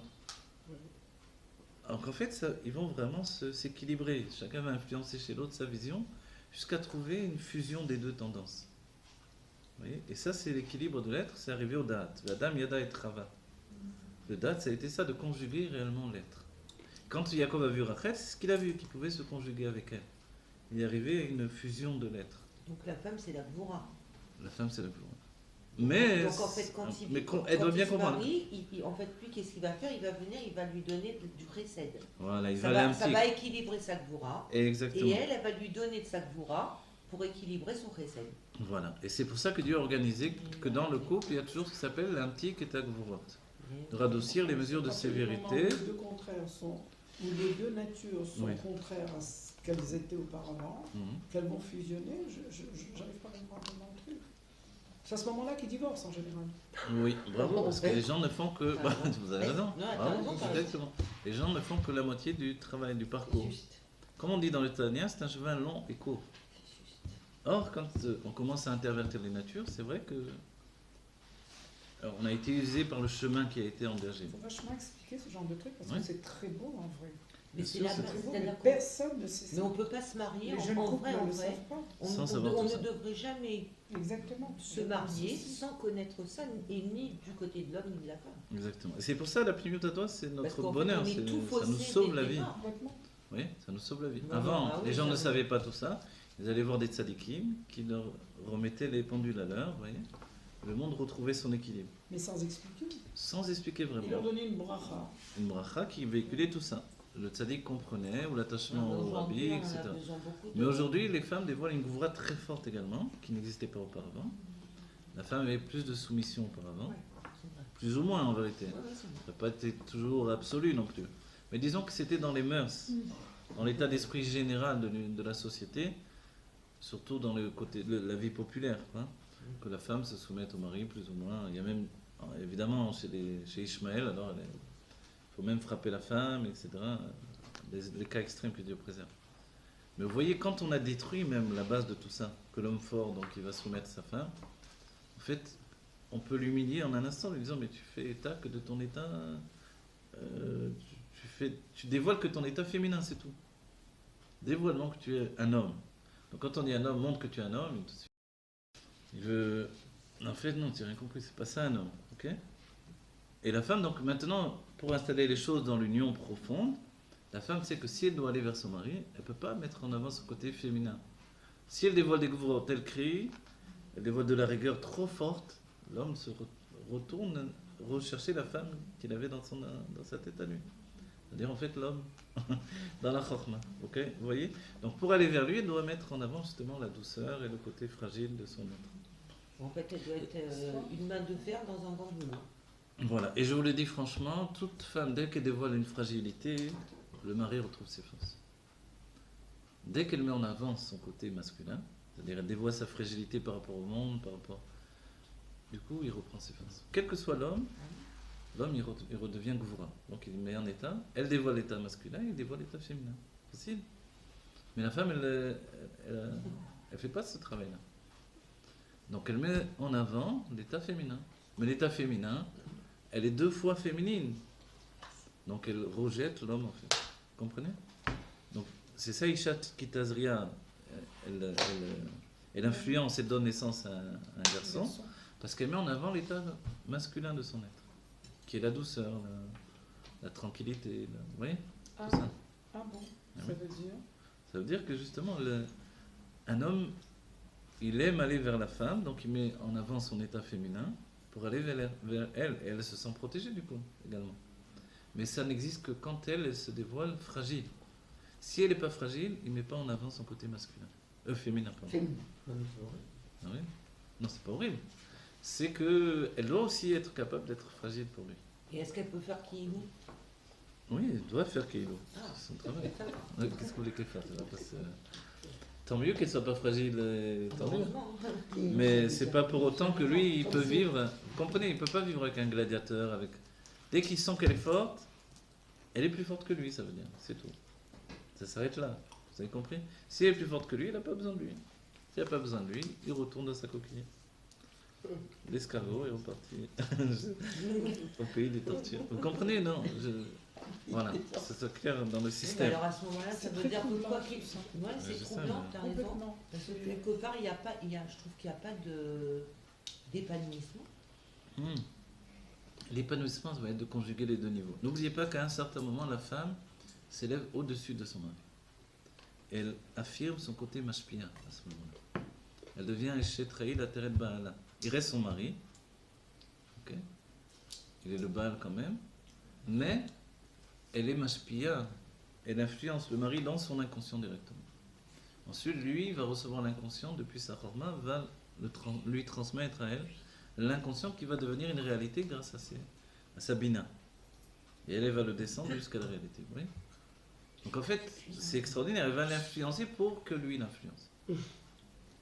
Elle peut aller chercher ce qu'il y a de plus élevé dans l'inconscient, puisqu'on a dit elle a accès à son inconscient à lui, mais elle ne peut pas se le donner à elle-même. Parce que le but, c'est que le makif, donc ce qui est inconscient, devienne pnimi. Ça devient un être intérieur au-dedans de lui, une vitalité intérieure. Donc elle va le chercher à sa source, elle lui transmet à lui le reçoit, sans savoir que ça vient d'elle en réalité. Oui, c'est pour ça qu'avec Abraham et Sarah, il faut que Dieu intervienne. Sinon, il refuse. Parce qu'il n'est pas prêt à recevoir d'elle directement. Mais dès que Dieu lui dit tout ce qu'elle dira, tu vas écouter. Donc dans ce cas-là, il reçoit d'elle. Et après, c'est lui qui lui donne cette influence. Pourquoi il n'est pas prêt à recevoir elle? Parce qu'il n'a pas les kélim dans la chorma pour recevoir de la bina, comme un mashpia qui est au-dessus de lui. Parce que lui, il reçoit déjà du keter. Vous comprenez? Parce qu'ils ont la même source. Ben oui, alors Mais c'est- justement, comme ils ont la même source, c'est difficile de penser qu'elle tire de l'intériorité de la source dans un niveau plus profond que moi, alors qu'on prend de la même source. On a l'impression que non, puisque de toute façon, je suis son mashpia. Donc il est évident que c'est moi qui ai la primeur sur ce que je donne. Donc l'idée que le mashpia reçoive du mouchpa, du mekabel, de celle qui reçoit, c'est une idée de Géoula en fait. Vous comprenez? Mais tout cet état d'esprit de l'homme, s'il réfléchit de cette manière, c'est parce qu'il fait de la femme un individu complètement à part. Alors que... S'il réfléchit dans l'idée qu'elle est fragile, etc., etc., par Ou exemple. alors qu'elle Oui. est plus forte que lui, ou alors qu'elle prend sa Elle a source. besoin. Pourquoi il devrait réfléchir comme ça, quoi, je veux Alors dire. c'est pas un état de réflexion. N'oubliez pas, ce que je vous ai dit tout à l'heure, la chokma elle n'est pas basée sur la réflexion. C'est là où vous voyez, il ne fonctionne pas comme ça. Ah, d'accord. Il fonctionne que sur des évidences, des images. Il a vu que c'est mis en colère. Pour toute la vie, c'est une femme qui se met en colère. Oui, Lui aussi, il faut qu'il évolue. je sais, mais attendez, vous dites Non. ça, mais moi je vous explique comment lui, Oui, il va. le fonctionnement. À vous de le faire évoluer. C'est la femme qui a le travail de le faire évoluer en allant vers X. Mais pour lui, c'est inconfortable, toute cette évolution. Oui, pour elle. Nombreux, pourquoi il y a tellement de divorces? Parce qu'on va vers la Géoula, donc les gens sont en train de ressentir l'éveil de l'essence de l'âme et l'influence de l'inconscient devient de plus en plus forte et les femmes poussent les hommes en avant de plus en plus, quoi. Elles sont de moins en moins, comment dire, soumises et passives comme auparavant. Oui, comme l'autre. Voilà. Donc elles en arrivent à dévoiler leur véritable nature plus facilement. Alors qu'avant, ce n'était pas le cas. Donc du coup, les hommes sont désarçonnés dans leur situation de rencontre avec la femme. Aucun homme veut dire, moi je veux me marier avec une femme qui est, je sais pas moi, comment on dit, Cassius-Clay, quoi. Je vais me marier avec Hulk, avec le plus fort. Personne ne veut ça. Vous voyez ces femmes qui font la musculature, je ne sais pas combien d'hommes vous pouvez être intéressés, quoi. Ça ne donne pas envie, d'accord? Ça fait peur. Mais en réalité, c'est normal, c'est le côté féminin, qu'est-ce que tu veux? Toi-même, quand tu fais grandir tes muscles, c'est le féminin. Là, on ne comprend plus rien. Donc c'est que tout est déjà faussé dès le départ, dans notre société. Et c'est pour ça que, exactement dans la terre d'Israël, dans la politique, dans tout est faussé. C'est que la Torah de vérité que le Malach HaMashiach va imposer au monde, qui restructure tout, qui réinstalle tout. Vous voyez? Parce que tout est tordu, parce que les perceptions sont fausses, tout simplement. Maintenant, je comprends mieux une phrase du rabbi de Kotz qui disait lorsqu'un homme et une femme s'unissent, ils ne font qu'un. Le tout est de savoir lequel. Et donc, par rapport à ce que vous dites là dans ces influences comme ça interactives, enfin, Exactement.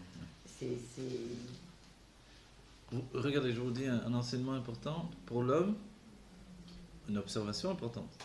C'est que pour l'homme, dès qu'il voit le dévoilement de la volonté de la femme exprimée par sa gvoura, par sa rigueur, pour lui, ça se traduit à une notion, elle va être le maître de la maison, elle va être le mashpia. Voilà. Voilà. Donc du coup, il est effrayé de cette découverte-là, et ça déstructure toute son idée du mariage. Ça crée la marloquette. Voilà, ça crée la marloquette. Et c'est pour ça, dès ce moment-là, il s'oppose à elle. Et Dieu a fait que l'homme perçoit la chose comme ça. C'est-à-dire, c'est pas lui non plus qui a voulu percevoir comme ça. C'est que Dieu a installé en lui cette perception-là. Et qu'elle, elle doit arriver à un stade où elle est mashpia sur lui, mais de manière voilà, détournée. Hypocrite, si vous voulez. Non, mais c'est vrai. D'une certaine Détournée, manière. en fait. Détournée, oui. Bah, Hypocrite parce qu'elle veut du bien. Elle veut du bien, ouais. Donc, c'est vrai que toutes les embrouilles de couple viennent de ces... Donc la femme n'a pas eu... C'est-à-dire les femmes n'ont pas pensé que quand elles se sont énervées devant les maris, en fait, elles ont Ça a détruit provoqué ça. l'image que le mari avait d'elle-même. Du coup, le mari s'est trouvé effrayé. Mais les hommes, assez souvent avec le temps, sont terrorisés par leur femme. Les femmes le savent pas aussi. Ils ont peur d'engager le combat. Ils ont peur d'engager la discussion. Ils ont peur de dévoiler l'agvoura de la femme. Ils sont comme usés. Parce que pour eux, c'est leur occasion de sortir d'eux-mêmes à chaque fois. Et ils n'ont pas ni la patience, ni les forces. Voilà. Ils préfèrent retourner dans leur passivité, leur observation. Ça ne viendrait pas du traumatisme qu'ils ont pu avoir par rapport au comportement de la mère avec le père, par exemple, non? Non, après évidemment, dans la vie, se réinstalle tout ça. Mais moi, je vous dis le côté profond. C'est-à-dire, ce que vous dites là, c'est la psychologie. Donc, il n'y a pas besoin que nous, on vienne expliquer les choses. Ce qu'on explique, nous, ce n'est pas la psychologie terrestre, on va dire. qui est C'est basée la sur... structure de Voilà, base. c'est la structure telle que Dieu nous a D'accord. fait. Oui, c'est pas pareil. Donc moi, je vous dis pas, j'ai vu ça, donc c'est comme ça. Je dis, Au donc départ, c'est comme ça. Du coup, on peut voir que c'est comme ça, parce que c'est comme ça. Vous voyez? D'accord. C'est-à-dire l'idée même de la Torah, de la Pnimiut Torah, c'est prendre notre monde et le faire coïncider à la vérité. Alors on regarde le monde avec une nouvelle vérité. Oui. Mais le système de la psychologie, c'est aussi des sondages. Il y a tant de cas où ça s'est passé comme ça, donc la plupart du temps c'est comme ça. Vous voyez? Donc il y a des généralités. À nouveau, on fait un sondage, on voit, hop, l'expérience des psychothérapeutes. Tant de fois c'est passé comme ça. Voilà. On voit Freud a généralisé toute son idée des rapports de son père, sa mère, sa vision lui-même de sa mère, amoureux de sa mère, il veut tuer son père. Il en fait le principe absolu de toutes les familles du monde. Dis-moi. Voilà. Et toutes les générations entières fonctionnent avec ça. Oui. Alors on va dire quoi? Peut-être que dans un effet Shabbahamite, entre elles, ça fonctionne que comme ça. Mais on ne peut pas vivre uniquement dans cette idée-là. Alors comment fonctionne un couple équilibré avec la base que la Torah nous donne dans notre structure réelle? Parce qu'aujourd'hui, il faut venir et chambouler tout ce qu'on nous a appris. Voilà. Alors le couple doit fonctionner par l'acceptation de la perception de l'autre. Le rabbi donne un terme, Beofenamit Kabel. D'accord? Le couple doit fonctionner par... L'acceptation. Une acceptation de la perception de l'autre. Ok? Tu me perçois comme ça veut dire que je suis comme ça pour toi. Donc je dois échanger d'expression pour que tu me perçoives dans ta perception originelle. On va dire. Ça veut dire se transformer. Non, c'est pas se transformer, mais réinstaller la proximité. Le Meimutsa Mechaber. L'intermédiaire Créer un lien, en fait. qui réunit. Voilà. L'intermédiaire qui réunit, la plupart du temps, sachez que c'est la Torah qui peut nous le donner. Dans l'une des notions, c'est de réétudier ensemble, par exemple, si on ne le faisait pas auparavant. Avec un... Réétudier, j'ai un peu enseigné ça aussi dans le courant hébreu, le fait que dans les kovetz de l'imoud de Chabad, on dit d'étudier ensemble le mari et la femme. Pourquoi? Parce que ce qui rattache les âmes, c'est l'étude aussi. Même si c'est deux mots, et puis à partir de ces deux mots, on discute, etc. Mais on est parti dans la bonne direction. Vous voyez? Et si le mari ne veut pas étudier avec sa femme, parce que ça ne l'intéresse pas d'étudier ça, parce que c'est parce que ça, elle peut toujours utiliser la technique de dire je ne comprends pas, tu peux m'expliquer. Et de là, il prend sa place de mashpi. Et aucun homme ne dit je ne veux pas t'expliquer, puisque tu comprends rien. Non, l'homme a dans sa nature le fait de bien je vais t'expliquer. Et même s'il ne comprend pas bien, il va s'arranger pour expliquer à sa manière. Ça veut dire aussi bien un homme qui est dans la Torah qu'un homme qui n'est pas dans la Torah. Vous avez compris? Ok? Qu'il est là qui pas, qu'il n'est pas là qui pas. Ça, il n'y a pas de différence. La Torah peut être l'intermédiaire qui réunit. Même si c'est une phrase qu'on a lue ensemble. Ou une idée. D'accord? Ça, c'est pour être entraîné de nouveau la parole qui réunit, qui entraîne le yichud d'un ishikin, l'union de l'intellect, sur lequel on va recommencer. C'est comme si on refait le shidur à nouveau. Ouais. La grande difficulté, c'est de ne plus discuter ensemble. Dès qu'on ne discute plus, quelque chose s'est éteint et tout le monde en est conscient. Il n'y a plus de discussion, donc il n'y a plus de... Ouais, il n'y a plus de vitalité. On a dit c'est uniquement la première union du couple qui est timidite, qui est constante, mais l'union qui donne la yitrachut, elle n'est pas là. Qui donne la nouveauté, l'union, le yichud chez Mevi yitrachut, celui-là il est seulement les prakim, il n'est que quelques fois. À nous de l'entraîner. Et pour l'entraîner, alors ça il faut faire un travail. Vous voyez? Et même c'est vrai, disons que dans un couple, dans les premières années de la vie du couple, où il y a le mikvé, le retour, on se retrouve, etc. Ça entraîne un renouveau, effectivement. Mais il faut que ce renouveau soit également dans tous les stades, pas simplement par le bas. Oui, par le bas, c'est l'union de Yesod Malchut. C'est bien, c'est important. Mais il faut que ça atteigne le niveau de Meshichat Alev aussi bien que l'intellect. C'est-à-dire, vous rappelez le terme Meshichat Alev, on est attiré par l'autre aussi bien que l'intellect. Donc on doit désirer être ensemble. Si on ne désire pas être ensemble, alors il faut provoquer le désir d'être ensemble. On n'a pas le choix. D'accord? c'est le plus dur. Est-ce que dans l'histoire, par exemple, quand l'homme il dit Eshet Raïl, Mhm. est-ce que c'est pas aussi une façon de le rassurer? Parce que Eshet Raïl, c'est une ode à la femme Bien sûr. idéale, à la femme. Tout le kiddush du Shabbat, d'après le Zohar, c'est vraiment le lien qui est renouvelé dans le couple. Et là, ça le rassure, parce que là, il a tout ce qui Ouais, les attachés, bien sûr. les attache. Ouais, ouais. Mais c'est la femme qui doit le lire ou l'homme? Non, c'est l'homme qui lit le Eshet Raïl. J'avais entendu que c'était la femme qui devait Non, le non, lire. non. moi. La femme elle peut lire aussi, mais l'homme il doit lire. Hein. Ça C'est fait partie l'homme.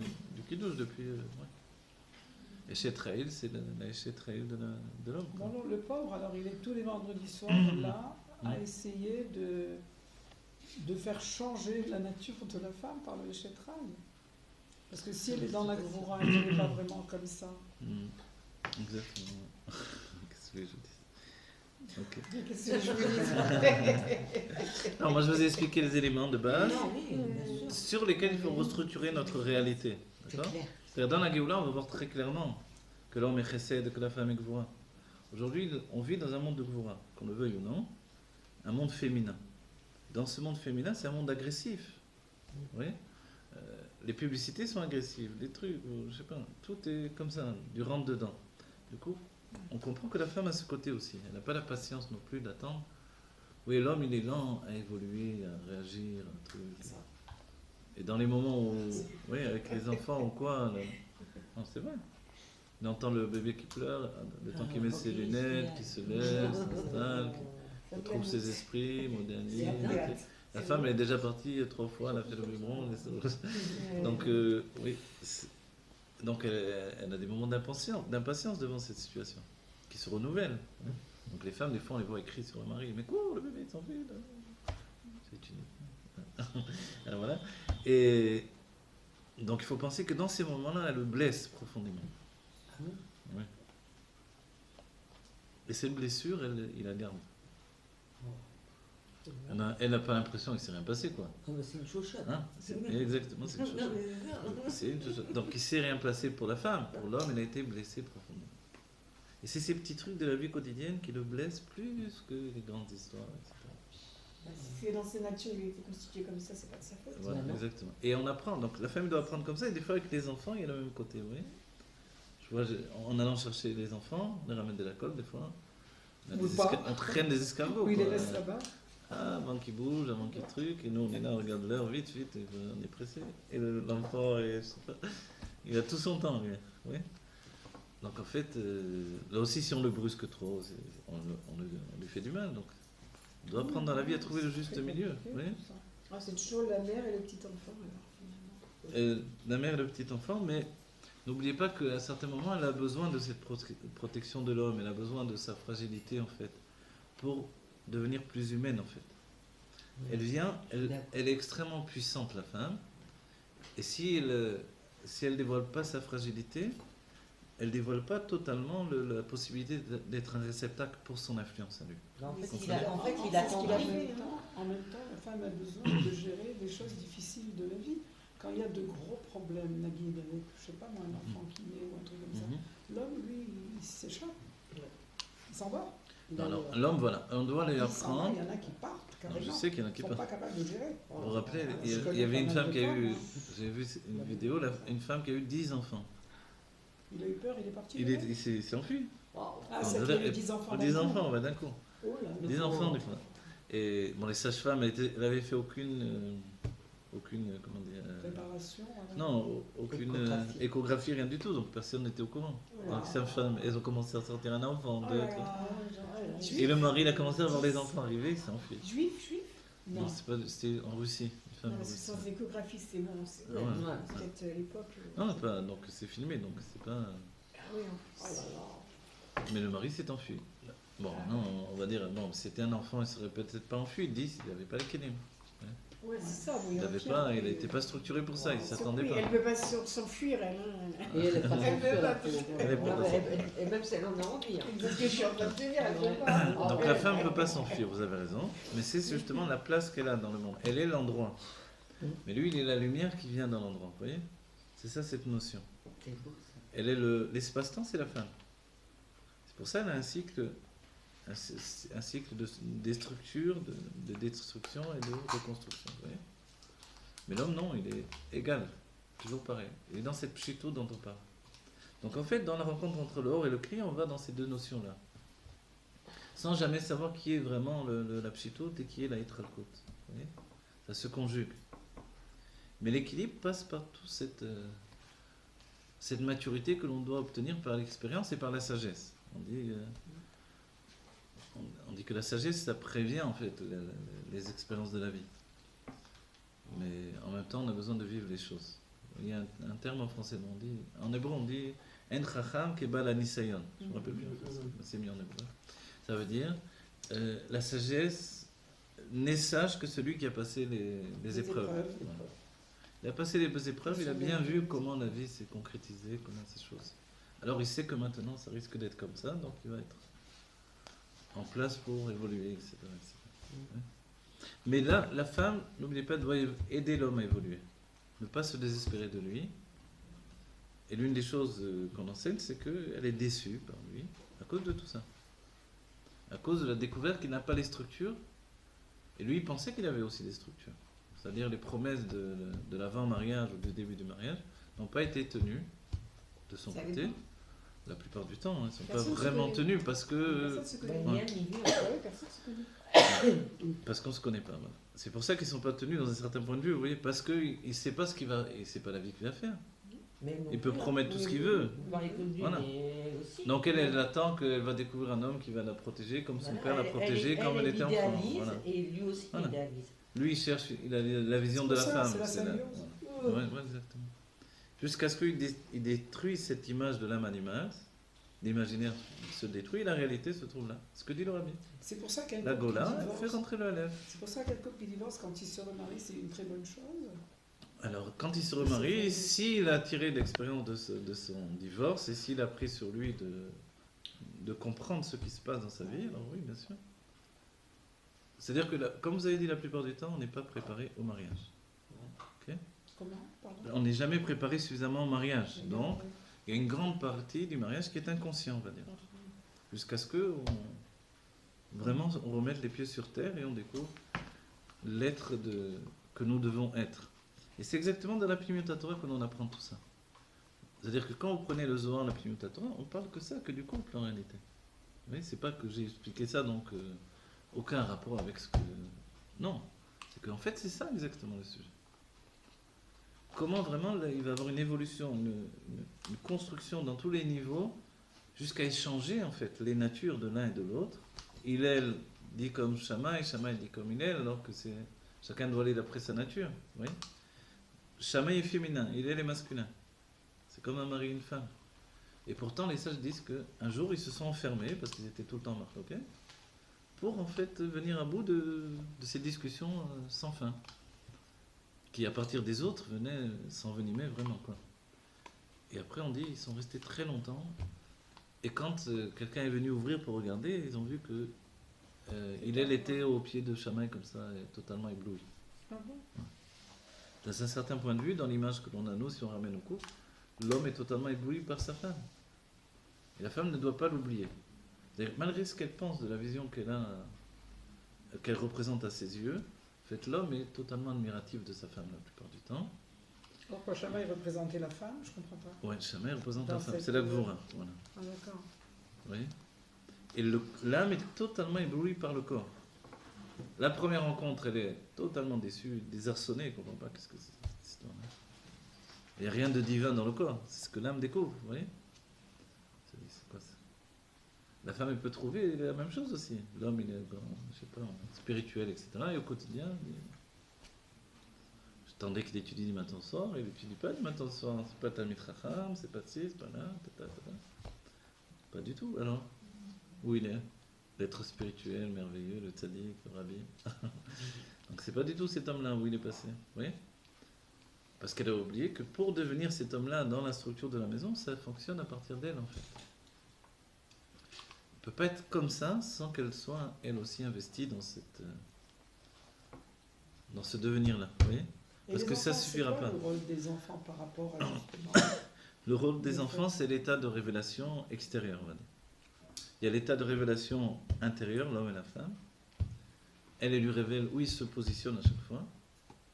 Et les enfants dévoilent tout ce qu'il y a à réparer réellement dans la personnalité. Par l'éducation, il a la possibilité de se réparer de nouveau.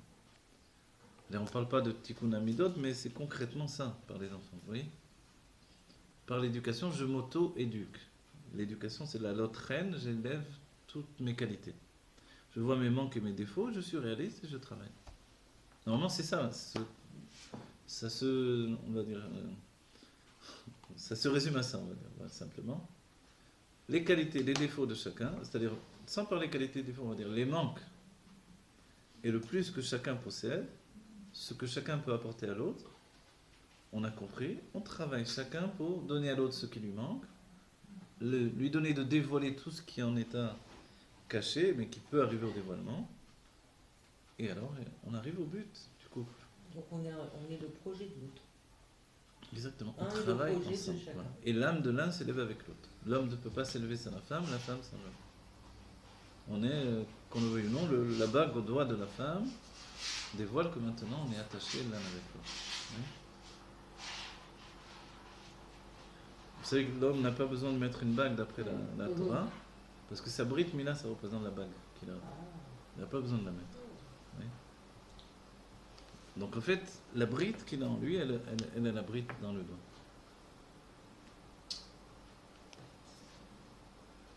Et le fait de mettre une bague chez un homme, c'est comme un côté féminin du coup.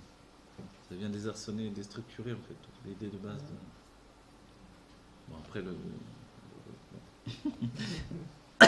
Voilà, on a vu un peu ça, c'était important de faire le point par rapport à ça.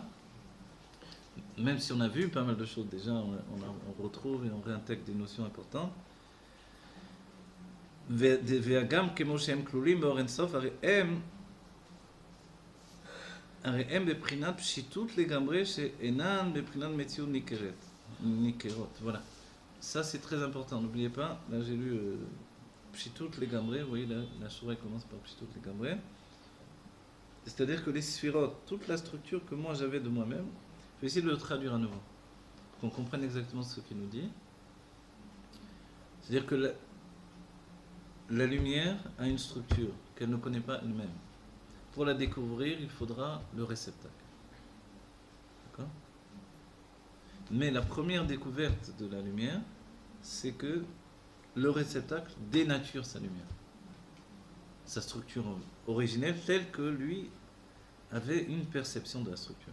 C'est-à-dire que la structure dévoilée par le réceptacle vient comme, on va utiliser un terme extrême, on va dire démystifier la structure qui était voilà, originelle dans la chokhmah, dans la lumière. Laquelle est la vraie alors finalement? Parce qu'il y a chacun, il a sa façon de voir les choses. Donc Oui. laquelle est la bonne?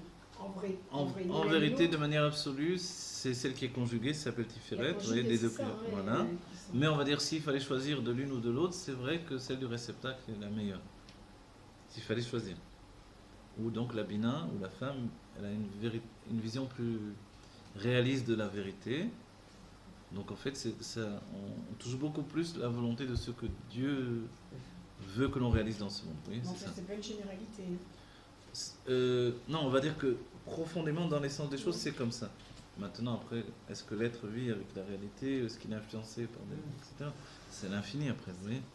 Mais disons qu'une femme, au bout du compte, pour tenir une maison, c'est quand même plus ce qu'il faut qu'un homme d'un certain point de vue. Mais l'homme, il apporte la vie dans la maison. Vous voyez, l'homme apporte la vie.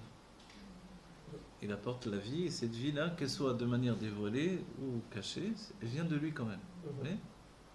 Si elle est cachée à la femme de la mener au dévoilement, si elle est dévoilée, tant mieux. Si elle est dévoilée, c'est que lui a pris conscience qu'il est porteur de vie. Si elle est cachée, c'est-à-dire qu'il n'a pas du tout l'idée qu'il transmet la vie, donc il se sent au contraire, c'est qu'il est passé au stade de Mekabel de sa femme. Et là, c'est ce qui peut arriver à tous les hommes qui veulent rester tranquilles dans leur chokhmah. Donc ils attendent que la femme prenne les décisions. Mais en réalité, ce que désire la Torah, c'est que ni l'un ni l'autre ne prennent les décisions, c'est qu'on les prenne ensemble. La vraie décision doit venir de Chokhmah et Bina. Mais pour ça, il faut au moins une discussion pour qu'il précède la décision. Mais si l'un ou l'autre ne veut pas s'investir dans les décisions, alors alors l'un ou l'autre va prendre des décisions. Oui. Donc des femmes mènent le couple ou des hommes mènent le couple. Il y a des femmes qui n'ouvrent même pas la bouche. Il y a des hommes qui suivent. Évidemment, c'est pas la volonté de Dieu. Alors, c'est pas un couple. Le couple, l'idée, c'est de conjuguer les deux. Même si ça chauffe un peu de temps en temps, parce que Dieu a organisé que la perception de l'un et de l'autre, elle n'est pas réelle. Si ça chauffe, ça démontre au moins que l'homme dévoile de la volonté. Donc, il va vers le féminin. Salam alaikum. Wa khaba. Tout vient d'apprendre qui sait attendre.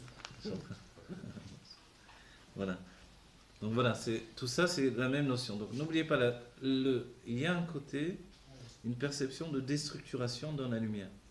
Dans l'homme, il y a un côté de déstructuration. Il a l'impression qu'à rentrer dans la réalité de la vie au quotidien, il perd sa liberté. D'accord, on va dire clairement. L'homme, il aime la liberté. Il aime sa liberté. Sa liberté... Mais c'est pas besoin de destruction aussi, d'une certaine manière. Non, sa liberté à lui... Elle est comme une soupape, vous voyez qu'il a besoin d'air. Il ne peut pas parce qu'il étouffe. C'est comme ça, l'homme. Voilà.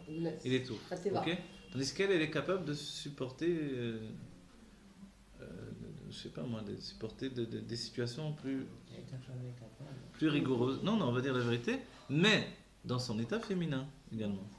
Quand chez elle intervient également l'état masculin, elle aussi, elle ne peut plus supporter. Et ce qu'elle a de différent par rapport à l'homme, c'est quand elle ne supporte plus, elle change. Elle change, c'est-à-dire elle change la structure, elle décide de changer, de tout changer. Tandis que l'homme, même s'il ne supporte pas, il est capable de se trouver un trou pour supporter. Vous comprenez l'état d'esprit? Un trou dedans de lui pour supporter les situations les plus inconfortables. C'est pour ça que Dieu lui adjoint une femme qui est sa réalité dans le monde. Ça va pas, mais tu restes comme ça. Pourquoi tu restes comme ça? Parce que finalement, il a peur du changement. Vous voyez, il a peur de trouver encore plus inconfortable que ce qui est déjà inconfortable. Ok? Parce qu'en réalité, malgré que c'est inconfortable, il trouve toujours son propre cocon personnel. Voilà. Son propre repère, voilà. Donc, évidemment, ça c'est l'homme qui s'est replié sur lui-même. Donc, le travail de la femme, c'est de lui donner de retrouver la confiance en lui dans le monde. À commencer par la maison. Et lui, son travail? Son travail, c'est de donner du plaisir à sa femme. Comment elle lui donne du plaisir? En lui donnant de lâcher prise avec cette réalité qui peut devenir obsessive chez elle. Vous voyez? Vous avez compris l'état d'esprit également? C'est-à-dire que compte tenu qu'elle doit tenir la maison, faire les courses, il faut faire... Ça devient une réalité qui devient une obsession. Que cette réalité elle est ininterrompue. C'est-à-dire qu'elle doit trouver un juste milieu. Voilà, exactement. L'homme doit libérer la femme, il lui donne le plaisir et elle lui donne la joie de vivre.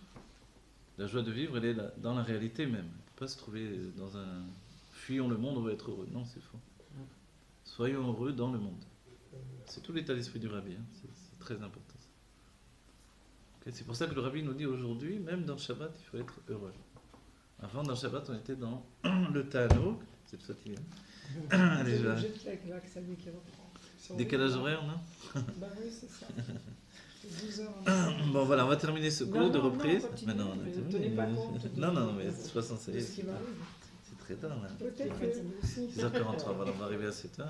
Voilà, on a donné des notions, on a traduit au niveau du couple ce que l'on étudie en réalité là, au niveau du hors et du clé. Ouais. C'est complexe, Non, c'est pas compliqué en fait. Voilà. En fait, c'est différent. C'est complexe. C'est compliqué parce que la raison pour laquelle en vrai tu arrives à avoir souvent même une grande colère dans ta vie de couple, même une séparation, on va dire même un peu comme ça, c'est finalement, tu vas finir par comprendre que le problème, il est en toi, il n'est pas en lui, finalement. Oui, c'est ça. C'est horrible. Ça veut dire, qu'est-ce qu'on a fait au bon Dieu alors que nous, Non, franchement... Ouais, mais vous ne devez pas dire qu'est-ce qu'on a fait au bon Dieu.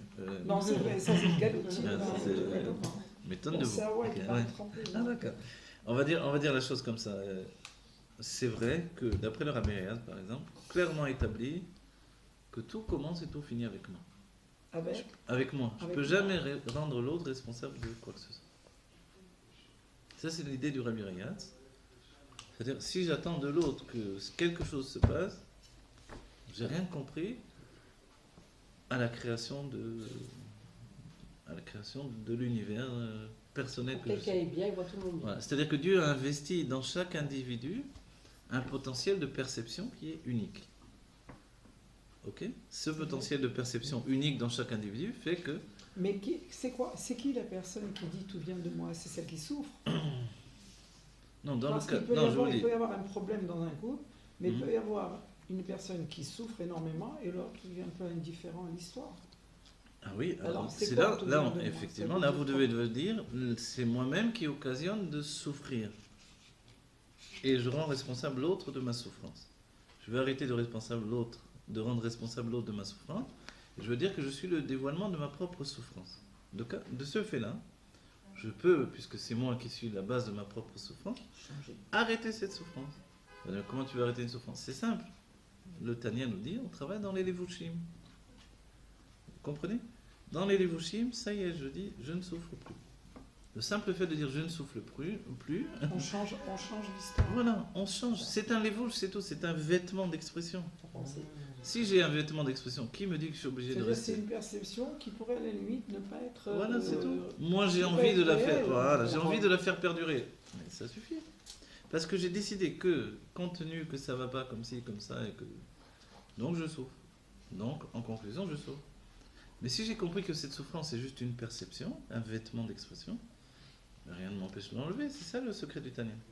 Enlève ce vêtement, mets-en un autre. Quel vêtement je vais mettre? Un vêtement de bonheur. La vie est belle, c'est agréable grâce à Dieu. Oui. Je vais être heureuse de quoi? Elle est là, on fait des chaïm, on est content, on étudie la chassidoute, on a des enfants grâce à Dieu, des beaux enfants, des beaux petits-enfants. Oui. Le mari est comme ci, comme ça, mais il est grâce à Dieu, oui, etc., etc. Donc, à partir de là, je commence à décider de mon propre bonheur. On va dire, mais c'est un peu superficiel tout ça. C'est un peu léger, Ouais, quoi. ouais. Mais en fait, le secret du Tanya, c'est ça. C'est ça, en vrai. C'est que, qu'est-ce qui te dit l'autre? Avant, c'était profond, tu vois, ta souffrance. Par rapport à Dieu, hein, entre nous, il n'y a rien. C'est important, il n'y a rien d'important par rapport à Dieu. Réellement, dans l'idée de faire venir la Géoula, qu'est-ce qui est important, qu'est-ce qui n'est pas? Vous voyez? Donc j'enlève ces vêtements de souffrance, ou alors je vais rester comme un martyr chrétien ou un truc comme ça, vous voyez, ou même juif, et je décide de mettre un vêtement de bien-être. Vous comprenez? Donc je prends le plaisir là où il se trouve, et après j'avance pour dévoiler encore plus de plaisir dans ma vie. Mais c'est simple, je vous l'ai dit, le rabbi nous dit très clairement, Ergel nasta teva. Les habitudes deviennent une seconde nature. D'accord? C'est très important. Donc à partir de là, vous ne pouvez plus dire, et même dans la psychologie, ils parlent de ça en vérité, mais nous on a plus de profondeur pour l'expliquer, c'est tout. D'accord? Mais l'idée du Tanya, elle est simple, hein. Elle est merveilleuse de ce côté. Vous voyez? Vous êtes le maître de votre vie, parce que c'est votre perception qui fait votre vie. D'accord? J'arrête de souffrir dès le moment où j'ai décidé d'arrêter de souffrir. Comme une femme que Dieu préserve. Imaginez une femme battue par son mari. Je vais dans un cas extrême. Et pourquoi elle accepte d'être battue par son mari? Alors que c'est elle la Gvora, que c'est lui le chesed. Parce que, je sais pas, elle a été éduquée, elle a compris, elle a intégré que devait être battue par son mari, c'est normal, j'en sais rien. Vous voyez? Jusqu'au moment où elle décide que stop. C'est moi la Gvora. Et je vous assure, une femme qui prend sur elle d'être Gvora, l'homme le plus fort, il a peur. Je sais que vous savez, c'est pas besoin de moi pour vous dire ça. Mais pour vous dire que dès le moment où elle décide, tout change. Ok? Et ainsi de suite. J'ai pris un cas extrême pour vous dire que dans les cas extrêmes, et grâce à Dieu, la plupart des femmes n'ont pas des maris comme ça. Vous voyez? Donc même si le mari il a l'air un peu à l'ouest, en fait il est un peu dans la chokma, c'est ce qu'on en apprend. Il a l'air à l'ouest, on a l'impression qu'il n'a rien à voir avec l'idée qu'il faut du mari par exemple. Mais il est chokma, c'est ça ce que l'on étudie. Donc à moi de l'entraîner vers la bina sans arrêt. C'est pas parce que j'ai fait ça pendant une période et que ça n'a pas donné des fruits que c'est fini. Mais non, qui a dit que c'était un travail d'une période? C'est un travail de toute une vie. On a commencé à un degré d'inconscient, on rentre dans un nouveau degré d'inconscient, et ainsi de suite, et ainsi de suite. Donc le travail que l'on fait aujourd'hui même, il a beaucoup plus de valeur que celui qu'on a fait auparavant. Oui. Il y a beaucoup plus De valeur que celui qui était engagé auparavant. N'oubliez pas, la tchouva, au début, on a beaucoup de horot, les horot disparaissent, tout est rentré à l'intérieur, on a l'impression que c'est fini. Oui. Le grand tzaddik, il ressent, il est un pauvre type. on dirait alors. Où il est grand sadique. Et en vérité, celui-là, celui qui se ressent maintenant un homme normal, il est beaucoup plus puissant. Il rencontre la réalité, il arrête de vivre dans ses rêves. À un moment, on se réveille, chacun d'entre nous, vous savez. Si on regarde, on tire le plan de notre vie de couple, notre vie dans le monde, on se rend compte qu'on avait une bonne partie de notre vie, on a dormi totalement. On était endormi, dans les rêves, en dehors de la réalité. Et un jour, on s'est réveillé. C'est-à-dire qu'on était dans les makifim. Et quand on se réveille, on se rend compte que c'est une catastrophe. Qu'est-ce qui se passe? Non, Oui. on ne savait pas, ça c'est quand même. Non, je sais, je veux dire là, dans le sens où... Maintenant qu'on sait qu'on ne change pas, ça c'est différent. Voilà. Parce que maintenant on a les. Voilà, les l'habitude, outils. habituellement, comment fonctionnaient les couples dans ce cas-là, à notre époque? On divorce. Parce que je me suis réveillé d'un cauchemar. Ou on divorce, ou on s'éloigne. Voilà. Alors là, l'idée que l'on a, c'est non, on commence à... Ou on recommence, ou on commence à construire le couple de manière pnimi. Quelle que soit la situation d'éloignement entre le mari et la femme, en réalité. Parce qu'il n'y a rien de plus loin que Chorma et Bina. Chorma et Bina sont deux mondes différents. Mais là, en vrai, on peut le faire parce que le rabbi est dévoilé. Sinon, comment on aurait pu faire ça? Jamais. Mais bien sûr, on ne pourrait même pas en parler. Si le rabbi Voilà. n'était pas dévoilé, on serait dans un autre état d'esprit, de toute façon. Les chassidim sans rabbi, c'est des chassidim sans tête. Donc c'est des pieds, les pieds ils vont, et le premier trottoir, on se prend les pieds dedans. Oui, bien sûr que tout ça, c'est grâce au rabbi qu'on réfléchit, que l'on avance, que l'on a un effort. Le rabbi, c'est la malchoute. La malchoute, fait que tout tombe. La falasimon kolazman. Les conclusions, on a des conclusions tous les jours. Avant, c'était pas comme ça, vous croyez? Vous croyez pas, avant que les grands maîtres avaient des conclusions. Aujourd'hui, chacun dans notre vie au quotidien, et par l'étude, on a des conclusions. Donc, du coup, on arrive à faire des liens qui n'étaient pas faits. On parle des fois dans nos cours de choses que personne n'avait parlé jusqu'à présent. C'est clair et net, vous voyez. On dit des choses que personne n'avait dit. Comment ça se fait? On fait des liens, des conclusions grâce à l'esprit du rabbi qui est rentré en nous, cet état de malchoute, où la finalité doit aboutir, l'état de dévoilement. Vous voyez? Donc, du coup, on comprend que il ne faut pas s'affoler finalement. On veut être heureux, soyons heureux. Ça va finir faux. Tu veux être heureux, vas-y, sois heureux. Oui. Chante, etc. La vie chante, tout ça. Ok. Voilà. Bon, voilà. Qu'on ait le de vivre la Géoula Mitzvah Shlema par notre propre travail, personnellement. Et c'est vrai que d'être réaliste, ça ne doit pas nous effrayer. Il ne faut pas nous effrayer quand on a appris des choses qui ont désarçonné toute l'idée, qui ont bousculé l'idée qu'on en avait du monde, du mari, de la femme, de tout ça, parce que on va vers la rencontre avec le corps et l'âme de la Géoula. Vers l'absolu, Non, mais là, vers le émet, C'est même ça pas qui est ça, c'est merveilleux. que là, en Moi, ça fait, ne me dérange pas du tout. c'est magnifique parce que maintenant on comprend ce déséquilibre Bah oui. de notre galoute profonde Mhm. où on ne savait pas, etc. Exactement. etc. Et au contraire, d'apprendre des données pareilles, et ben justement, On ça a du remet, ça nous donne beaucoup d'espoir parce que ça nous permet de remettre les choses en harmonie, de retrouver notre place réellement, de connaître un nouveau fonctionnement et on arrive dans un bel équilibre et ça c'est magnifique. Exactement. Alors on Et vous remercie voilà. tous les Rébim Exactement, et le Rabbi en particulier juste un petit point, j'ai oublié de vous dire, mais c'est très important. Sachez qu'il y a chez l'homme un côté où il attend que les choses viennent naturellement. Okay? Il n'y a pas trop chez la femme, grâce à Dieu. Elle aimerait bien des fois aussi, mais elle est capable de supporter le fait qu'il faille demander les choses, qu'il faille se mettre d'accord, etc. L'homme, si les choses ne viennent pas d'elles-mêmes, Il laisse. il a l'impression que c'est fabriqué, c'est pas naturel, c'est pas émettre. Oui, c'est pas vérité. C'est pas de la vérité, c'est... Comme vous avez posé la question tout à l'heure, en fait. Oui. Mais en fait, non, il faut savoir que, et même je suis sûr les psychologues d'avant ont parlé de ça, parce que c'est la base de notre réalité d'aujourd'hui, il faut être capable de dire les choses.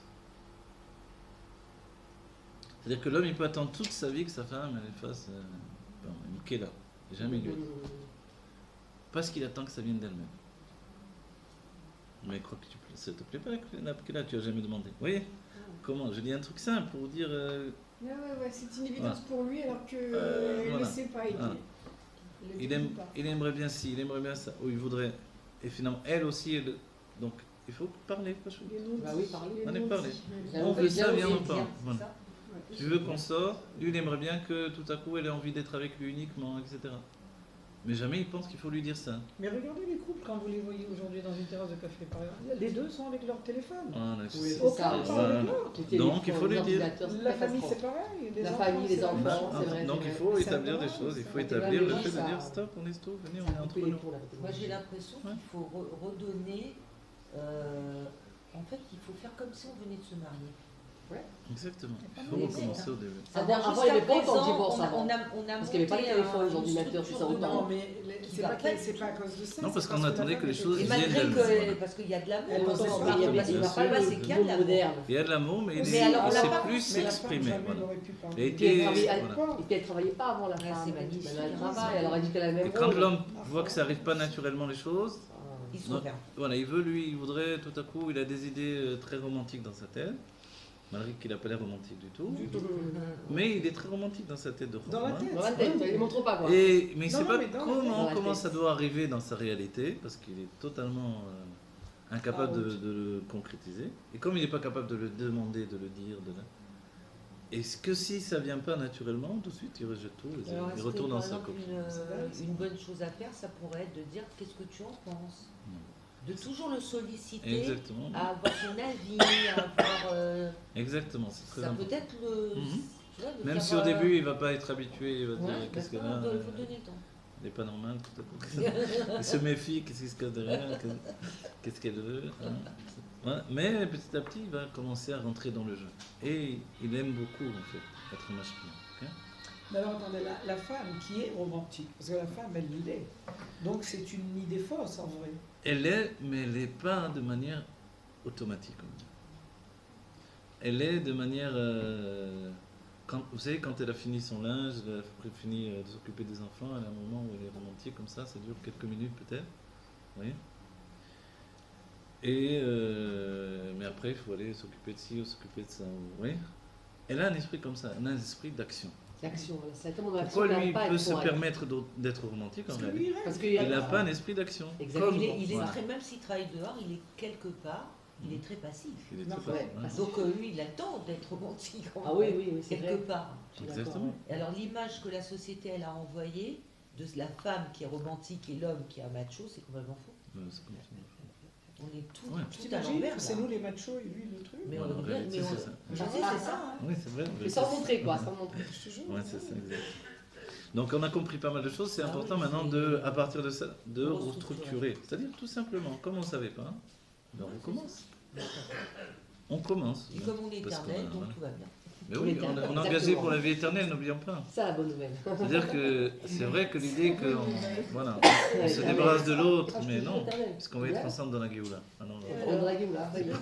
C'est pour un bon moment. Là. C'est Il même faut pas croire un que mais ça, c'est éternel, c'est ça. Non, c'est éternel. Crème, Non, mais là, Je te là, dis, quand cette masse tombera, Oui, je sais. ça se fera de lui-même. je veux Oui, dire. non, Il y a vous avez un raison. moment, Mais voilà, mais vraiment, là c'est un côté voilà, masculin que vous voilà, dévoilez. voilà, Vous attendez que ça se fasse Grave. de lui. On a des chameaux Donc sur le côté féminin que vous devez affirmer, Toi, c'est de dire bon, moi, je- amenons les choses, discutons, Ah, mais entraînons de les toute façon, choses. je suis dedans. complètement d'accord. Ouais. Mais j'arrive pas encore à saisir Elle l'idée était- non, que l'homme c'est la femme. en vrai. Ouais, je sais. C'est difficile. ça. Ouais. Par exemple, Non, l'idée que l'homme c'est l'homme et que vous ne saviez pas que l'homme c'était ça et que la femme c'était ça. Voilà.